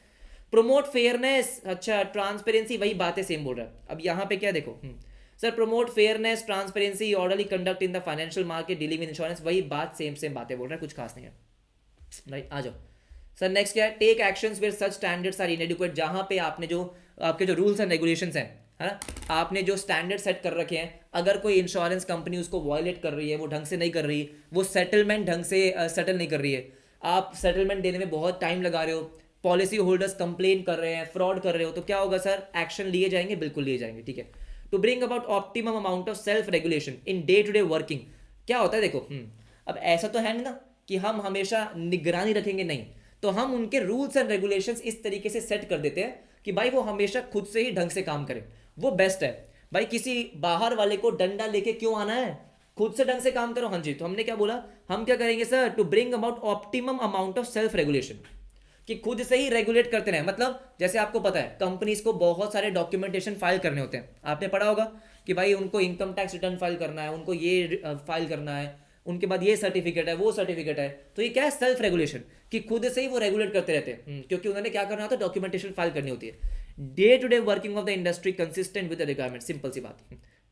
देखो इससे कुछ बहुत ज्यादा एमसीक्यूज आपके बुक में है भी नहीं, बनते भी नहीं है, क्या ही बनेंगे इसमें से, हाँ जी, राइट। तो जहां पे फैक्ट्स हैं, जहां पे डेट्स हैं, वो आपको ज्यादा ध्यान देना, ये तो बहुत बेसिक बात है, ठीक है।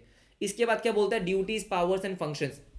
इंपॉर्टेंट क्या है यहाँ पे, पूरे पैराग्राफ में इंपॉर्टेंट है कि कौन से सेक्शन में गिवन है। आईआरडीए एक्ट 1999 के सेक्शन 14 में क्या गिवन है, आईआरडीआई ने क्या दे रखा है, पावर्स, उसकी पावर्स क्या है, उसके फंक्शंस क्या है, उसके अलावा तो वही जनरल चीजें और कुछ भी नहीं है। देखो सबसे पहले क्या है देखो, the powers and functions issue to the applicant.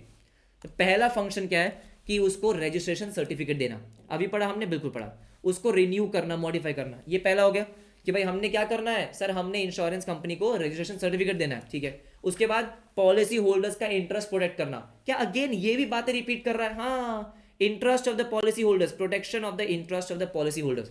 Right कि भाई उसको पॉलिसी के रिगार्डिंग सेटलमेंट होना, सर इंश्योरेबल इंटरेस्ट, सेटलमेंट वगैरह, सरेंडर वैल्यू, वो सब चीज़ें, हाँ जी वो सब चीज़ें बहुत बेसिक बात है. Specifying requisite qualification very important. Code of conduct and practical training for intermediaries, हाँ जी, और इंश्योरेंस इंटरमीडिएट. आपको पता है सर, अब ऐसा तो नहीं है ना कंपनी आपको डायरेक्टली बेचने आती है, उनके एजेंट्स आते हैं, है ना. आप आज की डेट में देखोगे तो बहुत सारे इंटरमीडिएरी आ गए. हाँ पॉलिसी बाजार भी बेचता ही है, पॉलिसी बाजार बोल सकते हैं, सही बात है, बिल्कुल सही बिल्कुल सही. जैसे इसने क्या बोला, इंटरमीडिएरी में क्या हम पॉलिसी बाजार बोल सकते हैं? हाँ बोल सकते हो, क्योंकि वो भी तो आपको पॉलिसी सेल कर रहा है. ऐसा नहीं है ना कि पॉलिसी बाजार की पॉलिसी आपको मिल रही है, नहीं, वो बीच में इंटरमीडिएरी है. सर क्या है इंटरमीडिएरी है? जो आपको जो इंश्योरेंस कंपनीज हैं जैसे LIC वगैरह हैं, हाँ उनकी पॉलिसी आपको सेल कर रहा है. बिल्कुल सही बात है, right.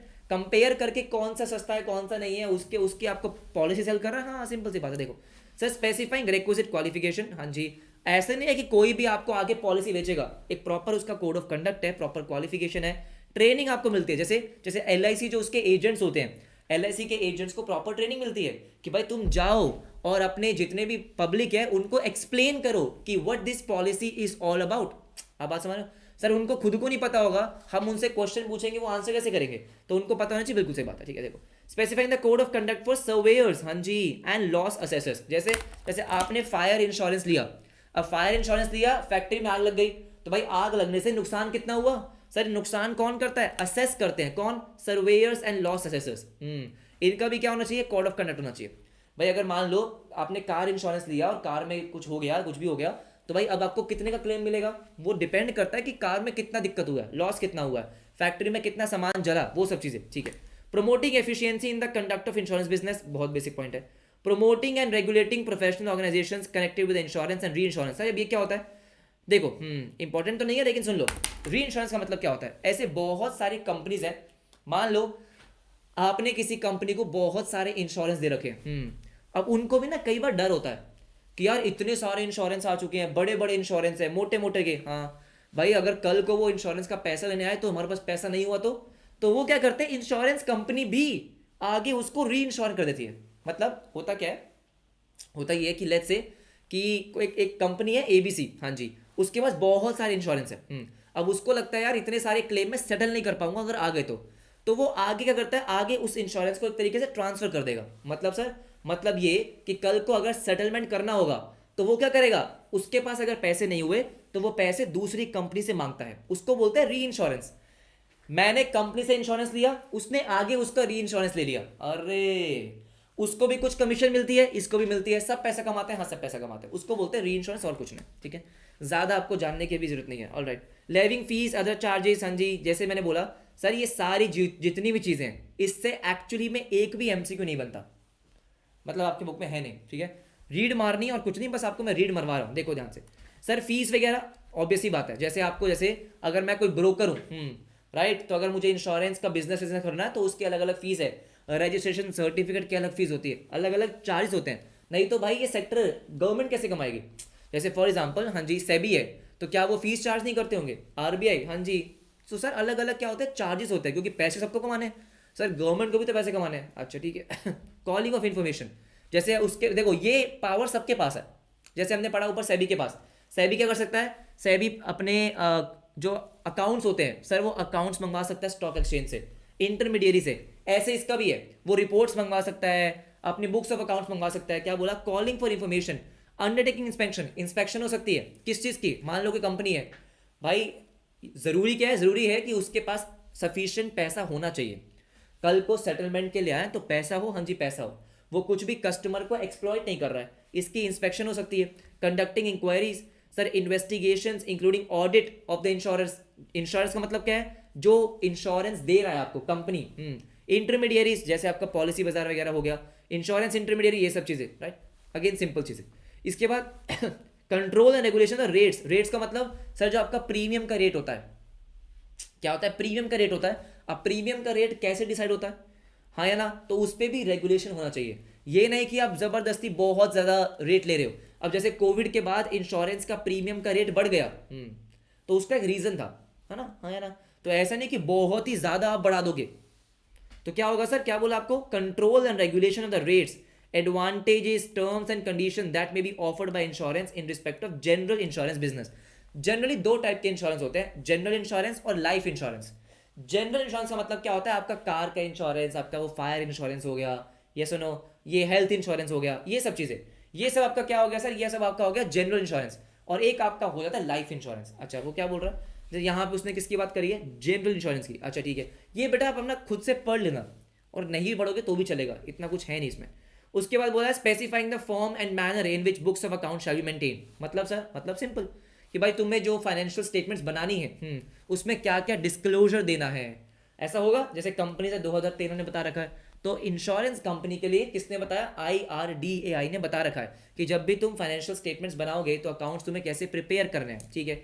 Investment of funds by the insurance company. अब आपको पता है इंश्योरेंस कंपनी के पास बहुत पैसा होता है, जैसे बैंक के पास होता है। जब बैंक के पास बहुत पैसा होता है तो बैंक क्या करता है, उसको आगे इन्वेस्ट करता है। सिमिलरली इंश्योरेंस कंपनी के पास जो आपका प्रीमियम का इतना पैसा आता है, सर इतना सारा पैसा आता है, हाँ जी बिल्कुल सही, वो आगे उसको इन्वेस्ट करके भी पैसा कमाती है। तो क्या बोला कि जो इन्वेस्टमेंट वो कर रही है वो कहाँ कर रही है, सर ऐसा उसको रेगुलेट क्यों करना है। अब मुझे बताओ, मेरे पास 1 करोड़ आ गया आपके प्रीमियम के, ठीक है, अब मैंने उसको बिटकॉइन में डाल दिए सर क्या मैं ऐसा कर सकता हूँ, नहीं कर सकता। क्यों, क्योंकि जो बिटकॉइन है वो बहुत ज़्यादा फ्लक्चुएट करता है। कल को बिटकॉइन जीरो हो गया तो इंश्योरेंस कंपनी बंद हो जाएगी, पॉलिसी होल्डर्स तो डूब गए ना, बात समझ रहे हो। अच्छा ठीक है, regulating maintenance of margin of solvency, sir वही सेम चीज जैसे बैंक में था cash reserve ratio, statutory liquidity ratio, यहाँ पे क्या है मार्जिन ऑफ सॉल्वेंसी। कि आप मान लो अगर पॉलिसी होल्डर का आपके पास 100 रुपये आया, ये सर राइट, तो आप 100 का 100 रुपये इन्वेस्ट नहीं कर सकते हो, क्योंकि आपको कभी भी सेटलमेंट करना पड़ सकता है। तो आपको कुछ पैसा हमेशा अपने पास रखना पड़ेगा, सारा पैसा इन्वेस्ट नहीं कर सकते, ठीक है। Adjudication of disputes between insurance and intermediaries. अब कई बार ऐसा हो सकता है जैसे पॉलिसी बाजार और आपका इंश्योरेंस कंपनी में क्या हो गई सर, लड़ाई हो गई, डिस्प्यूट हो गया, तो उसको सॉल्व कर कौन कराएगा, हम कराएंगे। तो बहुत सारे पॉइंट है sir tariff advisory committee, tariff का मतलब अगेन क्या होता है, रेट्स, जो आपके प्रीमियम के रेट्स हैं, हाँ जी, तो प्रीमियम के रेट्स रेगुलेट करने के लिए एक कमेटी बनी हुई है कि इंश्योरेंस प्रीमियम के रेट्स, हाँ जी, उसको भी क्या करना है, सुपरवाइज करना है, ठीक है, ऑल राइट। और कुछ नहीं है, और कुछ नहीं है, इसको पढ़ लेना जैसे मैंने बोला। हाँ एक बार रीड मार के छोड़ सकते हो, इससे कुछ खास एमसीक्यू बनते नहीं है, एक बार बस मैंने आपको रीड करवा दिया। आ जाओ फटाफट से। सर IRDAI का लास्ट पॉइंट है, क्या बोलता है, role of IRDAI as business facilitator. अच्छा ठीक है, क्या बोलता है, IRDAI also act as business facilitator क्या लिखा है रे, अच्छा ठीक है। Firstly it takes steps to regulate and develop the insurance industry in the country. समझ गए, हाँ हटाओ इसको उसके बाद secondly it serves as an authority to protect interest of insurance policy holders. क्या नई बात बोली है, इन क्रिएट कॉन्फिडेंस अमंग देम, बिल्कुल सही बात है, ये बात तो सही है भाई, हमें कॉन्फिडेंस है कि हमें सेटलमेंट मिल जाएगा, ठीक है। थर्डली सर ये फर्स्टली था जो मैंने हाईलाइट नहीं करा क्योंकि बहुत ही जनरल पॉइंट है, सेकेंडली बहुत जनरल पॉइंट है। Third IRDAI disseminates a lot of information for the benefit of policy holders, ठीक है, and also for educating the general public about the advantage of getting insurance policy and keeping their life। तो क्या बोल रहे हैं कि IRDAI ये sure करता है, मेक श्योर करता है कि ज़्यादा से ज़्यादा लोगों के पास इंश्योरेंस हो, क्योंकि कई बार ऐसा देखा गया है कि मिडिल क्लास लोगों में, हाँ जी, ऐसा बोलते हैं कि middle class people are just 1 bill away from poverty. मतलब मान लो कोई मिडिल क्लास है अगर उनके फैमिली में कोई बीमार हो जाता है, उनके पास इंश्योरेंस नहीं है, तो हॉस्पिटल का बिल इतना ज़्यादा आता है कि उन पे बहुत ज़्यादा कर्ज हो जाता है। तो इसलिए बोला गया है, तो इसलिए IRDAI उस पर काम कर रहा है कि जितने ज़्यादा लोग इंश्योरेंस लेंगे उतना उनके लिए बेनिफिशियल होगा राइट। क्या बोला, IRDAI disseminates a lot of information for the benefit of policy holders, बिल्कुल सही, also for educating and general public about the advantage of getting insurance policy, बात तो सही है। उसके बाद अब क्या देखो ध्यान से, सर अब इसने क्या किया, RBI, SEBI, CCI और IRDAI, इन चारों को उसने सर एक तरीके से कंपेयर किया। जो पॉइंट्स हमने ऊपर पढ़े हैं ये सर वो सेम पॉइंट आपके नीचे है, जो कि बहुत अच्छी बात है। आप एग्जाम के टाइम पे सिर्फ इसको रीड कर लेना, सही में। हाँ सर सेम चीज देखो, किस ईयर में सेटअप हुआ आपको ऑलरेडी बता दिया, यहाँ पे बता दिया। अच्छा ठीक है, जो एक्ट है, एक्ट का नाम इसने यहाँ पे बता दिया, एक ही जगह दे दिया, वेरी गुड, हाँ जी राइट। उसके बाद कुछ इंपॉर्टेंट पॉइंट्स आपको यहाँ पे दे रखे हैं, फिर आपको बताया कि देखो जैसे इस यहाँ पे इसने बोला है, बोल्ड भी कर दिया क्या, कि RBI मनी मार्केट को रेगुलेट करता है। सर किसको, मनी मार्केट को, अच्छा, लेकिन सेबी कैपिटल मार्केट को, वेरी इंपॉर्टेंट। सर आरबीआई किसको करता है? मनी मार्केट को, और ये कैपिटल मार्केट को। अच्छा ठीक है। और ये किसको करता है? CCI sir non financial market. और ये मार्केट फॉर इंश्योरेंस प्रोडक्ट्स। बिल्कुल सही बात है। तो बेसिकली क्या बोल रहा हो सर, जो भी चीज़ हमने ऊपर पढ़ी है उसका एक तरीके से आपको समरी दे रखी है। इनके मेन फंक्शन क्या है इसको तो हम पढ़ पढ़ के थक चुके हैं। इनका रोल क्या है आपको कंपेयर करके दे दिया। इंपॉर्टेंट टर्म्स, हाँ जी, रीजन, ये है जनरल नॉलेज, हाँ इसको पढ़ लेना। ऑलराइट, ये आपका क्या हो जाता है, यहाँ पे खत्म हो जाता है। मुझे फटाफट से बताओ, क्या इसको एक बार आप रीड करोगे? डाउट होगा तो मुझसे पूछना। नया पॉइंट नहीं है बेटा इसमें कोई, जो हमने ऊपर पढ़ा है वही है। आई या डी है, यहाँ पे खत्म हो गया। जल्दी से बताओ, क्लियर है? अब देखो ध्यान से मेरी बात सुनो। अगर आपको याद हो, हमने स्टार्टिंग में एक चीज पढ़ी थी। क्या पढ़ी थी? की सर की ऑर्गेनाइजेशन दो टाइप के हैं, नॉन फंडिंग, अच्छा ठीक है, और फंडिंग। हमने पढ़ा नॉन फंडिंग के बारे में। अब बारी है फंडिंग के बारे में। मतलब ऐसे ऑर्गेनाइजेशन जो एक्चुअली में बिजनेस को फंड करते हैं, बिजनेस को लोन देते हैं। हाँ आ जाओ फटाफट से sir. Funding institutions, Indian development banks. बहुत ही सिंपल टॉपिक्स है सर। नाबार्ड के बारे में थोड़ा बहुत पढ़ना है और चैप्टर खत्म। जल्दी आओ फटाफट से। क्या बोला गया? Finance is the life blood of business. वाह। बिजनेस फाइनेंशियल नीड्स, बिजनेस की फाइनेंशियल नीड्स जो है वो दो टाइप की होती है। एक होती है डे टू डे फंक्शनिंग की, एक होती है एक्सपेंशन की। देखो, बिजनेस फाइनेंशियल नीड्स में be broadly understood from the day to day operations, जिसको हम वर्किंग कैपिटल बोलते हैं, कि डेली वर्क करता है जो। हाँ सर, गुड्स को परचेज करना, सैलरी पे करना, रेंट पे करना, वर्किंग कैपिटल, ठीक है। और दूसरी होती है सर क्या? एक्सपेंडिचर, कैपिटल एक्सपेंडिचर, जहां पे आपको मशीन्स वगैरह परचेज करनी होती है। तो देखो, वर्किंग कैपिटल तो आप क्या कर सकते हो, आपने गुड्स परचेज करना है, आपने उधार ले लिया, क्रेडिटर, हाँ जी, बैंक ओवरड्राफ्ट, बैंक से लोन ले लिया छोटा मोटा। लेकिन जब बड़ा कुछ करना होता है, एक्सपेंशन करना होता है, कैपिटल एक्सपेंडिचर, उसके लिए आपको मोटा पैसा चाहिए। तो देखो ध्यान से, कह रहा working capital needs are met by trade credit. Very important, इसको सर अलग उससे हाईलाइट करो। क्या एमसीक्यू बन सकता है? एमसीक्यू बन सकता है। वर्किंग कैपिटल आप किससे मीट करते हो? ट्रेड क्रेडिट, हाँ जी। And credit for commercial banks, bank से आपने लोन ले लिया, ठीक है। लेकिन कैपेक्स का जो है, तो कैपेक्स में भी डन बाय कौन सा? Capital market. सर जब बहुत मोटा पैसा चाहिए होता है ना, फिर आप क्या करते हो? स्टॉक मार्केट से पैसा उठाते हो, शेयर्स को इशू करते हो। हाँ जी बिल्कुल सही बात है। यस और नो एवरीबडी, हाँ जी। तो इंपॉर्टेंट क्या हो गया? वर्किंग कैपिटल के लिए ट्रेड क्रेडिट। ट्रेड क्रेडिट का मतलब क्या है? उधार पे सामान लेना, क्रेडिटर वगैरह, सप्लायर वगैरह, और आपने बैंक से छोटा मोटा लोन लिया, छोटा मोटा लोन ले लिया, ठीक है। और लेकिन जो आपका है कैपेक्स, कैपेक्स मतलब कैपिटल एक्सपेंडिचर, स्टॉक मार्केट, ठीक है। In the first 4 decades since independence, yes sir, when the Indian capital market was rather under developed. Sir उस टाइम तो अंडर डेवलप थे, हाँ। स्टॉक मार्केट तो बहुत बाद में आया ना भाई। सर ये आईपीओ वाईपीओ तो बहुत बाद में आया। अच्छा कह रहे जो पहली 4 डेकेड्स थे, 1950, 60, 70, 80, इस टाइम पे हमारा जो इंडियन कैपिटल मार्केट था उसमें थोड़ी इतना पैसा था। अच्छा ठीक है, ये बात तो सही है। उस टाइम पे क्या हुआ था सर? उस टाइम पे fuelling of industrial development. Fuelling मतलब सर इंडस्ट्रियल डेवलपमेंट पे जो जो आपने चिंगारी डालने वाला काम किया है, फ्यूल डालने वाला काम किया, वो किसने किया? वो किया special purpose financial institutions created towards this purpose. और वो कौन है सर? वो है आपके डेवलपमेंट बैंक्स। उस टाइम पे कौन बनाया गया था? डेवलपमेंट बैंक्स, जो एक्चुअली में क्या करते थे? जो आपको लोन वगैरह देते थे। हाँ जी बिल्कुल सही बात है, जो आपके कैपेक्स की नीड्स को फुलफिल करते थे, ठीक है। In India the genesis of development banking में बी ट्रेस्ड। मतलब जेनेसिस का मतलब क्या होता है? ओरिजिन, स्टार्ट कहां से हुआ? They may be traced to the setting up of पहला क्या? IFCI। सर पहला जो एक तरीके से हमारा डेवलपमेंट बैंक था वो कौन सा था? Industrial finance corporation of India, 1948 में, इंडिपेंडेंस के 1 साल बाद, जब आपको समझ में आ गया था इंडस्ट्रियल पॉलिसीज वगैरह जब आपको बनानी थी। अब जब आपने इंडस्ट्रियल पॉलिसी बनाई तो आपको समझ में आया कि भाई पैसे कौन देगा, तो आपने डेवलपमेंट बैंक बनाया, क्या? IFCI, ठीक है। The setting up of ICICI, industrial credit, इन सब की फुल फॉर्म आपको पता होनी चाहिए। एक एक वर्ड में एमसीक्यू खींच जाता है। Industrial credit and investment corporation of India, कब सर? 1955 में, ठीक है। और उसके बाद IDB, IDBI, industrial development bank of India, 1964 में। सर ये 3 बैंकों के आपको सब कुछ याद होने चाहिए, फुल फॉर्म्स भी और ईयर भी। पहला क्या था sir? IFCI, industrial finance corporation of India, कब सर? 1948 में। ICICI, industrial credit and investment corporation of India, 1955 में। IDBI 1964 में, ठीक है। द लेटर 2 का मतलब क्या हो गया सर? ICICI और आपका IDBI, उसकी बात कर रहा है। The latter 2 development banks have been since converted into commercial banks. Sir जो बाकी के 2 आपके थे, जो आपको दिख रहा है, अच्छा ये सुनो सर, जो बेसिकली आपके लास्ट के 2 हैं, जो पहले डेवलपमेंट बैंक्स हुआ करते थे, अब वो बन चुके commercial banks. Sir development banks और कमर्शियल बैंक्स में मेन डिफरेंस क्या होता है मैं आपको बताता हूँ। जो मेन डिफरेंस था वो ये था कि डेवलपमेंट बैंक्स आपके डिपॉजिट्स नहीं लेते हैं। आप ऐसे नहीं है कि जैसे अभी क्या होता है, अभी कमर्शियल बैंक्स क्या करते हैं, कमर्शियल बैंक्स पैसा लेते हैं आपसे, हाँ जी, पब्लिक से, और आगे पब्लिक को लोन देते हैं। डेवलपमेंट बैंक्स वैसे काम नहीं करते थे। सर डेवलपमेंट बैंक्स आपको सिर्फ लोन देते थे, डिपॉजिट एक्सेप्ट नहीं करते थे। ये हमारा एक तरीके से मेन डिफरेंस था। तो डेवलपमेंट बैंक के पास पैसा आता कहाँ से था सर, कहाँ से आता था? एक तरीके से मान लो कि एक तो आरबीआई उनको फाइनेंस करता था, ये sir.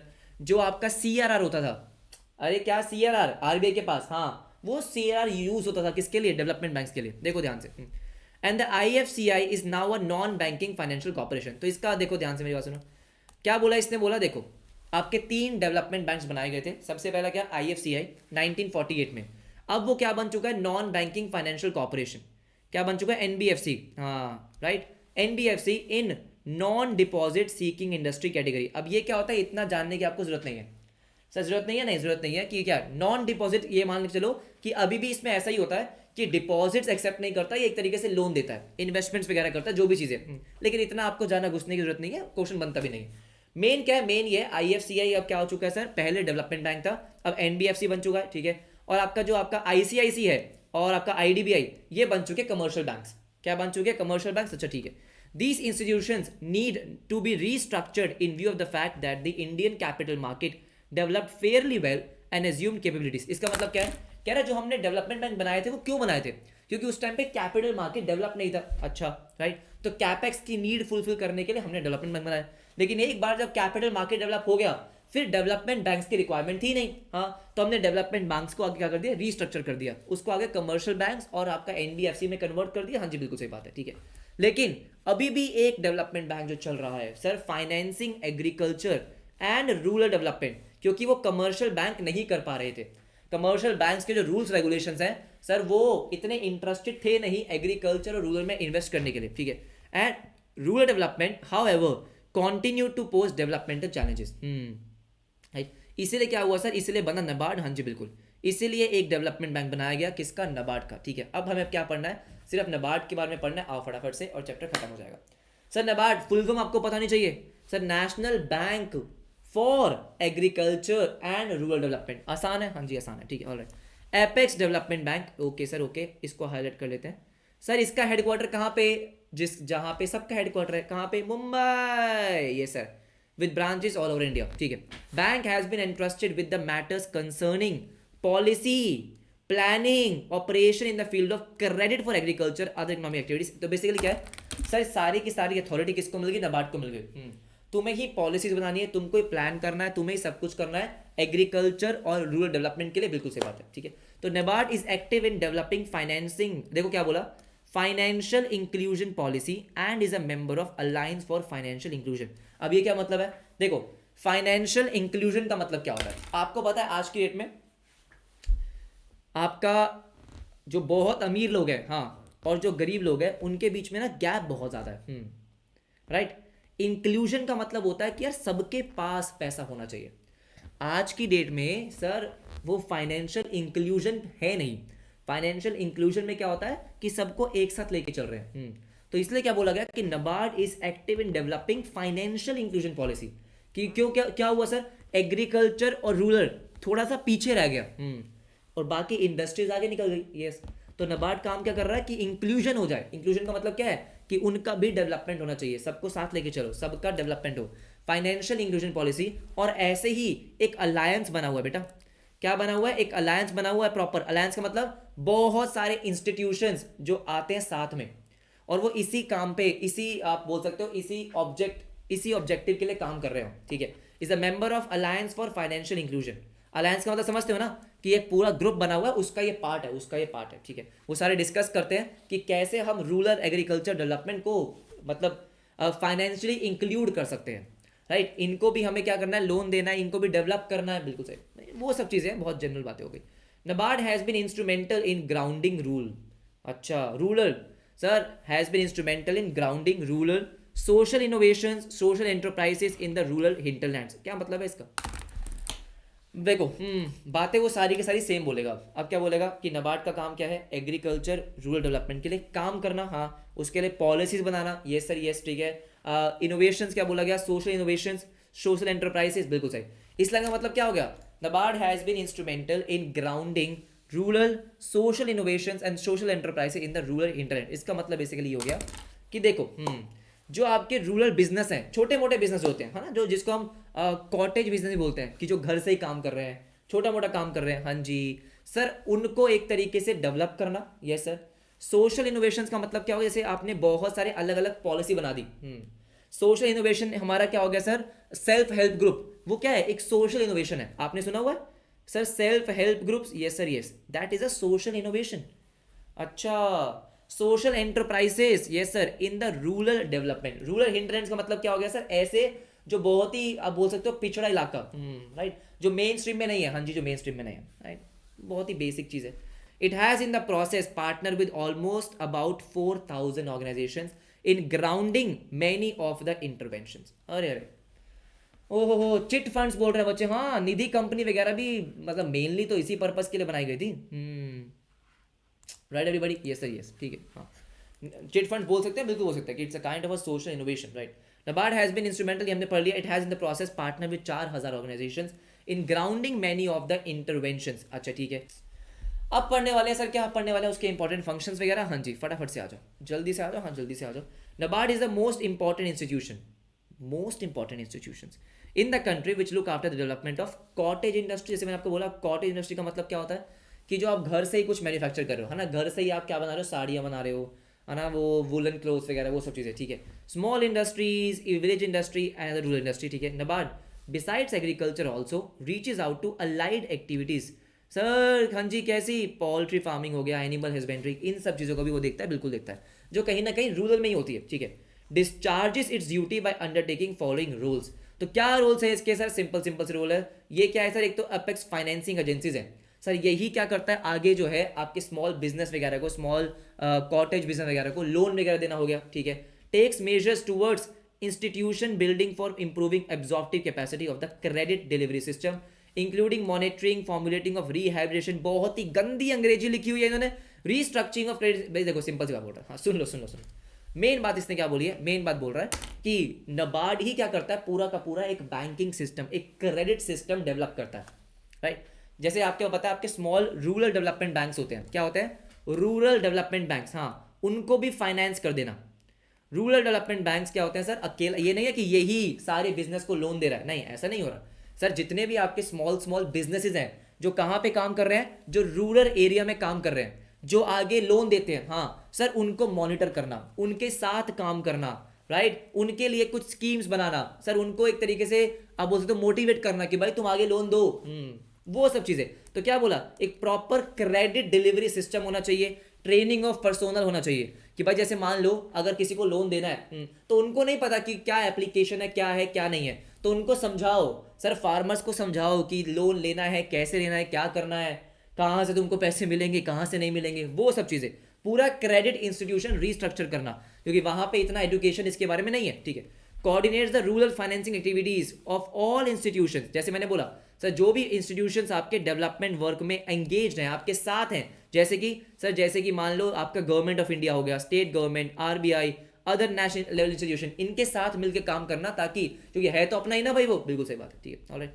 Undertakes monitoring and evaluation of projects sir, refinances the financial institution. जैसे मैंने बोला कि रूरल डेवलपमेंट बैंक्स, हाँ, उनको ये रीफाइनेंस कर रहा है। रीफाइनेंस का मतलब क्या हो गया, उनको पैसा दे रहा है और वो आगे पैसा दे रहे हैं, हाँ जी, which finances the rural sector, development of institutions which help rural economy, जैसे निधि कंपनी वगैरह हो गई, यस नो, चिट फंड्स वगैरह हो गए, also keeps a check, self help groups हो गए, हाँ जी, क्लाइंट इंस्टीट्यूट्स, इसका मतलब क्या है सर, उनका जो बिजनेस है उनको भी चेक करना, उस बिजनेस को डेवलप करने में, प्रमोट करने में हेल्प करना, ठीक है। तो क्या है, एक बार रीड मानना है, जैसे मैंने बोला याद करने की कोई रिक्वायरमेंट नहीं है, अभी एमसीक्यू कराऊंगा, आपको समझ में आ जाएगा, ऐसा कुछ भी नहीं आता, ठीक है। It regulates institutions which provide financial help to the rural economy sir, training facilities to the institutions working in the field of rural upliftment. देखो बेसिक बेसिक बात क्या है, एक तो वहां के लोगों को आपको एजुकेट करना पड़ेगा, है ना, उनको ट्रेनिंग देनी पड़ेगी। आपको अगर पूरा का पूरा एक इंस्टीट्यूशन बिल्ड करना है, पूरा नेटवर्क बिल्ड करना है, तो आपको क्या करना पड़ेगा सर, वहां पे सबसे पहले ट्रेनिंग की जरूरत है। जो वहां पे पर्सोनल है, जो सीधा डायरेक्टली आपके फार्मर्स के साथ, आपके कॉटेज इंडस्ट्री में, पोल्ट्री फार्मिंग में जो एंगेज्ड है, उनको, ताकि वो समझा सके, सही बात है। जो भी वहाँ पे ऑलरेडी जो डेवलपमेंट बैंक्स हैं, रूरल डेवलपमेंट बैंक्स हैं, ये सर, उनकी हेल्प करना ताकि वो आगे फाइनेंस कर सके। ये सर, तो वही सब चीज़ें जो आपका क्लाइंट्स है, क्लाइंट्स का मतलब जो फार्मर्स वगैरह हैं, जो वो बिजनेस कर रहे हैं, हाँ जी, उनको भी उसमें हेल्प करना। जैसे यहाँ पे बोला हुआ है, keeps a check on its client institutes, ये सब right. It regulates the cooperative banks, RRB, rural regional banks, हाँ जी, manages talent acquisition through IBPS CWE. अरे भाई साहब ये क्या है? अरे अरे क्या बोला रे इसने ये किसी को पता है आईबीपीएस क्या होता है? बेटा एक एग्जाम होता है, उसका नाम होता है आईबीपीएस, हाँ जी, सीडब्ल्यूई एक एग्जाम का नाम है, हाँ जी, एक एग्जाम का नाम है। इसकी फुल फॉर्म क्या होती है? Institute of banking personnel selection common written examination. क्या होती है? सुनो मेरी बात ध्यान से, क्या बोलता है sir? Institute of institute of, हाँ जी, banking personnel selection, banking personnel selection, अच्छा। और सी डब्ल्यू से क्या है सर? सी डब्ल्यू से आपका कॉमन रिटन एग्जामिनेशन, अच्छा। तो एग्जाम का नाम है, हाँ जी, एग्जाम का नाम है। तो ये क्या बोलता है? जितने भी आपके बैंक्स वगैरह हैं, ये सर, जो उनमें एम्प्लॉयज़ हैं, वो एम्प्लॉयज़ आपको हायर कैसे करना है, एक्वायर कैसे करना है, ये आपका एग्जाम होता है, हाँ जी। तो इसको भी उसने क्या बोला है? इसको भी बोला है कि वो रेगुलेट करेगा। एग्जाम का नाम भी मुश्किल ही रखा है आ जाओ आ जाओ सर। नबार्ड्स रीफाइनेंस, हाँ जी सर, रीफाइनेंस का मतलब समझ गए कि मैं आगे तुमको पैसे दूंगा, तुम आगे पैसे दो, अच्छा। Refinance is available to state cooperative agriculture and rural development banks. Sir ये कुछ आपके बैंक्स हो गए, हाँ जी, कुछ बैंक्स हो गए, अच्छा ठीक है। स्टेट कोऑपरेटिव बैंक्स आपके हो गए। तो जो भी बैंक्स कहीं ना कहीं रूरल और एग्रीकल्चर में इन्वॉल्व है, उनको रीफाइनेंस करना, ठीक है सर, उनको रीफाइनेंस करना। आरआरबीज हो गए, कमर्शियल बैंक्स, जो भी आपके वहां पे इन्वॉल्व है। while the ultimate beneficiaries of investment credit can be individuals। क्या बोला? इन्वेस्टमेंट क्रेडिट, क्या बोला सर? इन्वेस्टमेंट क्रेडिट मतलब सर जो आप उधार दे रहे हो मशीन्स वगैरह के लिए, किसके लिए? मशीन्स वगैरह के लिए, अच्छा, उसको बोलते हैं इन्वेस्टमेंट क्रेडिट। एक होता है आपका क्या? प्रोडक्शन क्रेडिट, जो आपको कहीं ना कहीं गुड्स एंड सर्विसेज प्रोड्यूस करने के लिए चाहिए होता है। तो कह रहा है while the ultimate beneficiaries of investment credit can be individuals, कोई पार्टनरशिप है, कोई कंपनी है, कुछ भी है। Production credit is generally given to individuals, जैसे फार्मर्स वगैरह होते हैं, ठीक है। नबार्ड का ऑफिस मुंबई में हमको ऑलरेडी पता है। NABARD is also known for SHG, self help groups bank linkage programme, which encourages India's bank to lend to self help groups. तो क्या होता है? जो आपके सेल्फ हेल्प ग्रुप्स हैं उनको भी प्रमोट करना, क्योंकि वो अच्छा इंस्टीट्यूशन है सर। एक दूसरे की जो भी आप वो हेल्प कर रहे हैं उनको भी प्रमोट करना, अच्छा ठीक है, ऑल राइट सर, ओके, कोई दिक्कत नहीं है। NABARD also has a portfolio of natural resource management programmes, जो क्या है सर आपका वाटरशेड डेवलपमेंट में। तो क्या बोल रहा है कि भाई नबार्ड और भी जगह काम करता है, सिर्फ और सिर्फ रूरल या फिर आपका एग्रीकल्चर में काम नहीं कर रहा है वो। ट्राइबल डेवलपमेंट हो गया, फार्म इनोवेशन, सिंपल सी बात है, ठीक है। उसके बाद देखो फटाफट से fact number 1, for the first 4 decades, पहले 4 डेकेड्स में, अच्छा ठीक है, डेवलपमेंट बैंक्स टूक upon themselves the task of facilitating the industrial development of India. पहले 4 डेकेड्स में क्या आता है सर? पहले 3 से 4 डेकेड्स में डेवलपमेंट बैंक्स थे जिन्होंने बोला कि हम इंडस्ट्री को डेवलप करेंगे, अच्छा ठीक है, right. Development banks were merely, देखो, वर मेयर परवेयर्स ऑफ क्रेडिट, मतलब वो सिर्फ और सिर्फ क्रेडिट देते थे, ऑल राइट। मैंने आपको बताया कि development banks did not accept deposit from the public. जैसे तो डिफरेंस क्या हो गया? डिफरेंस यही हो गया जो मैंने आपको पहले बता दिया कि भाई जो आपके डेवलपमेंट बैंक्स होते हैं वो डिपॉजिट एक्सेप्ट नहीं करते थे, वो सिर्फ लोन देते थे। 1948 में आपका क्या हुआ? एस्टैब्लिश किया IFCI, पहला development bank, first development bank, very very important, this is the first development bank. हाँ, लेकिन आगे जाके क्या हो गया सर? ये आपका NBFC बन गया, हाँ जी, NBFC बन गया, okay. It was followed by ICICI, हमने पढ़ा, और IDBI, ठीक है। IFCI जो है वो आगे NBFC बन गया और बाकी कमर्शियल बैंक्स बन गए। नबार्ड इज द लोन, अब अकेला एक डेवलपमेंट बैंक है, lone survivor from the air of development bank in India, okay. बाकी सब तो क्या हो चुके हैं? कन्वर्ट हो चुके हैं, हाँ जी बिल्कुल। और यहाँ पे चैप्टर खत्म होता है। जैसे मैंने बोला नबार्ड में भी आपको ज़्यादा कुछ पढ़ने की जरूरत नहीं है, जो मेन पॉइंट्स आपके हो गए, जहाँ पे डेट्स वगैरह हो गया, इसकी रीडिंग आपने ले ली, उतना ही पढ़ना है, उतना बहुत है। मुझे फटाफट से बताओ, क्लियर है? Chapter over, all right everyone. तो इसी के साथ हमारा चैप्टर नंबर 5 कंप्लीट होता है, हाँ जी बिल्कुल सही, राइट। एक बार रीड मार लेना। तो बहुत सारे, जैसे मैं आपको सिंपल से बताता हूँ, जहाँ पे भी इनके ये बड़े बड़े रूल्स फंक्शंस वगैरह है, इनको बस रीड मारना है, राइट। MCQs में इतना ज़्यादा इनसे कुछ कोई पूछ सकता नहीं है। तो मेन इस चैप्टर में हमको क्या ध्यान रखना है सर? जो आपके ईयर्स हैं, जो आपके उनका जो हेड क्वार्टर्स है, जो उनका बोर्ड के मेंबर्स हैं, राइट, उन पे थोड़ा ज़्यादा ध्यान देना। बाकी बस एक बार रीड मार लेना। MCQs करेंगे तो आपको समझ में आ जाएगा कि चैप्टर कितना आसान है। एमसीक्यू मैं आपको करवा दूंगा नेक्स्ट क्लास में, और ये चैप्टर पूरी तरीके से खत्म हो जाएगा। अगर आपको चैप्टर समझ में आ गया, 5 चैप्टर्स हमारे कंप्लीट हो चुके हैं। अगर आपको लगता है कि हाँ बीसीए की तैयारी हो चुकी है तो प्लीज़ मेक श्योर कि आप मुझे कमेंट सेक्शन में बता रहे हो, दोस्तों को शेयर कर रहे हो, मेक श्योर वीडियो को लाइक कर रहे हो। मिलते हैं नेक्स्ट क्लास में, अपना ध्यान रखो, बाय बाय, टेक केयर।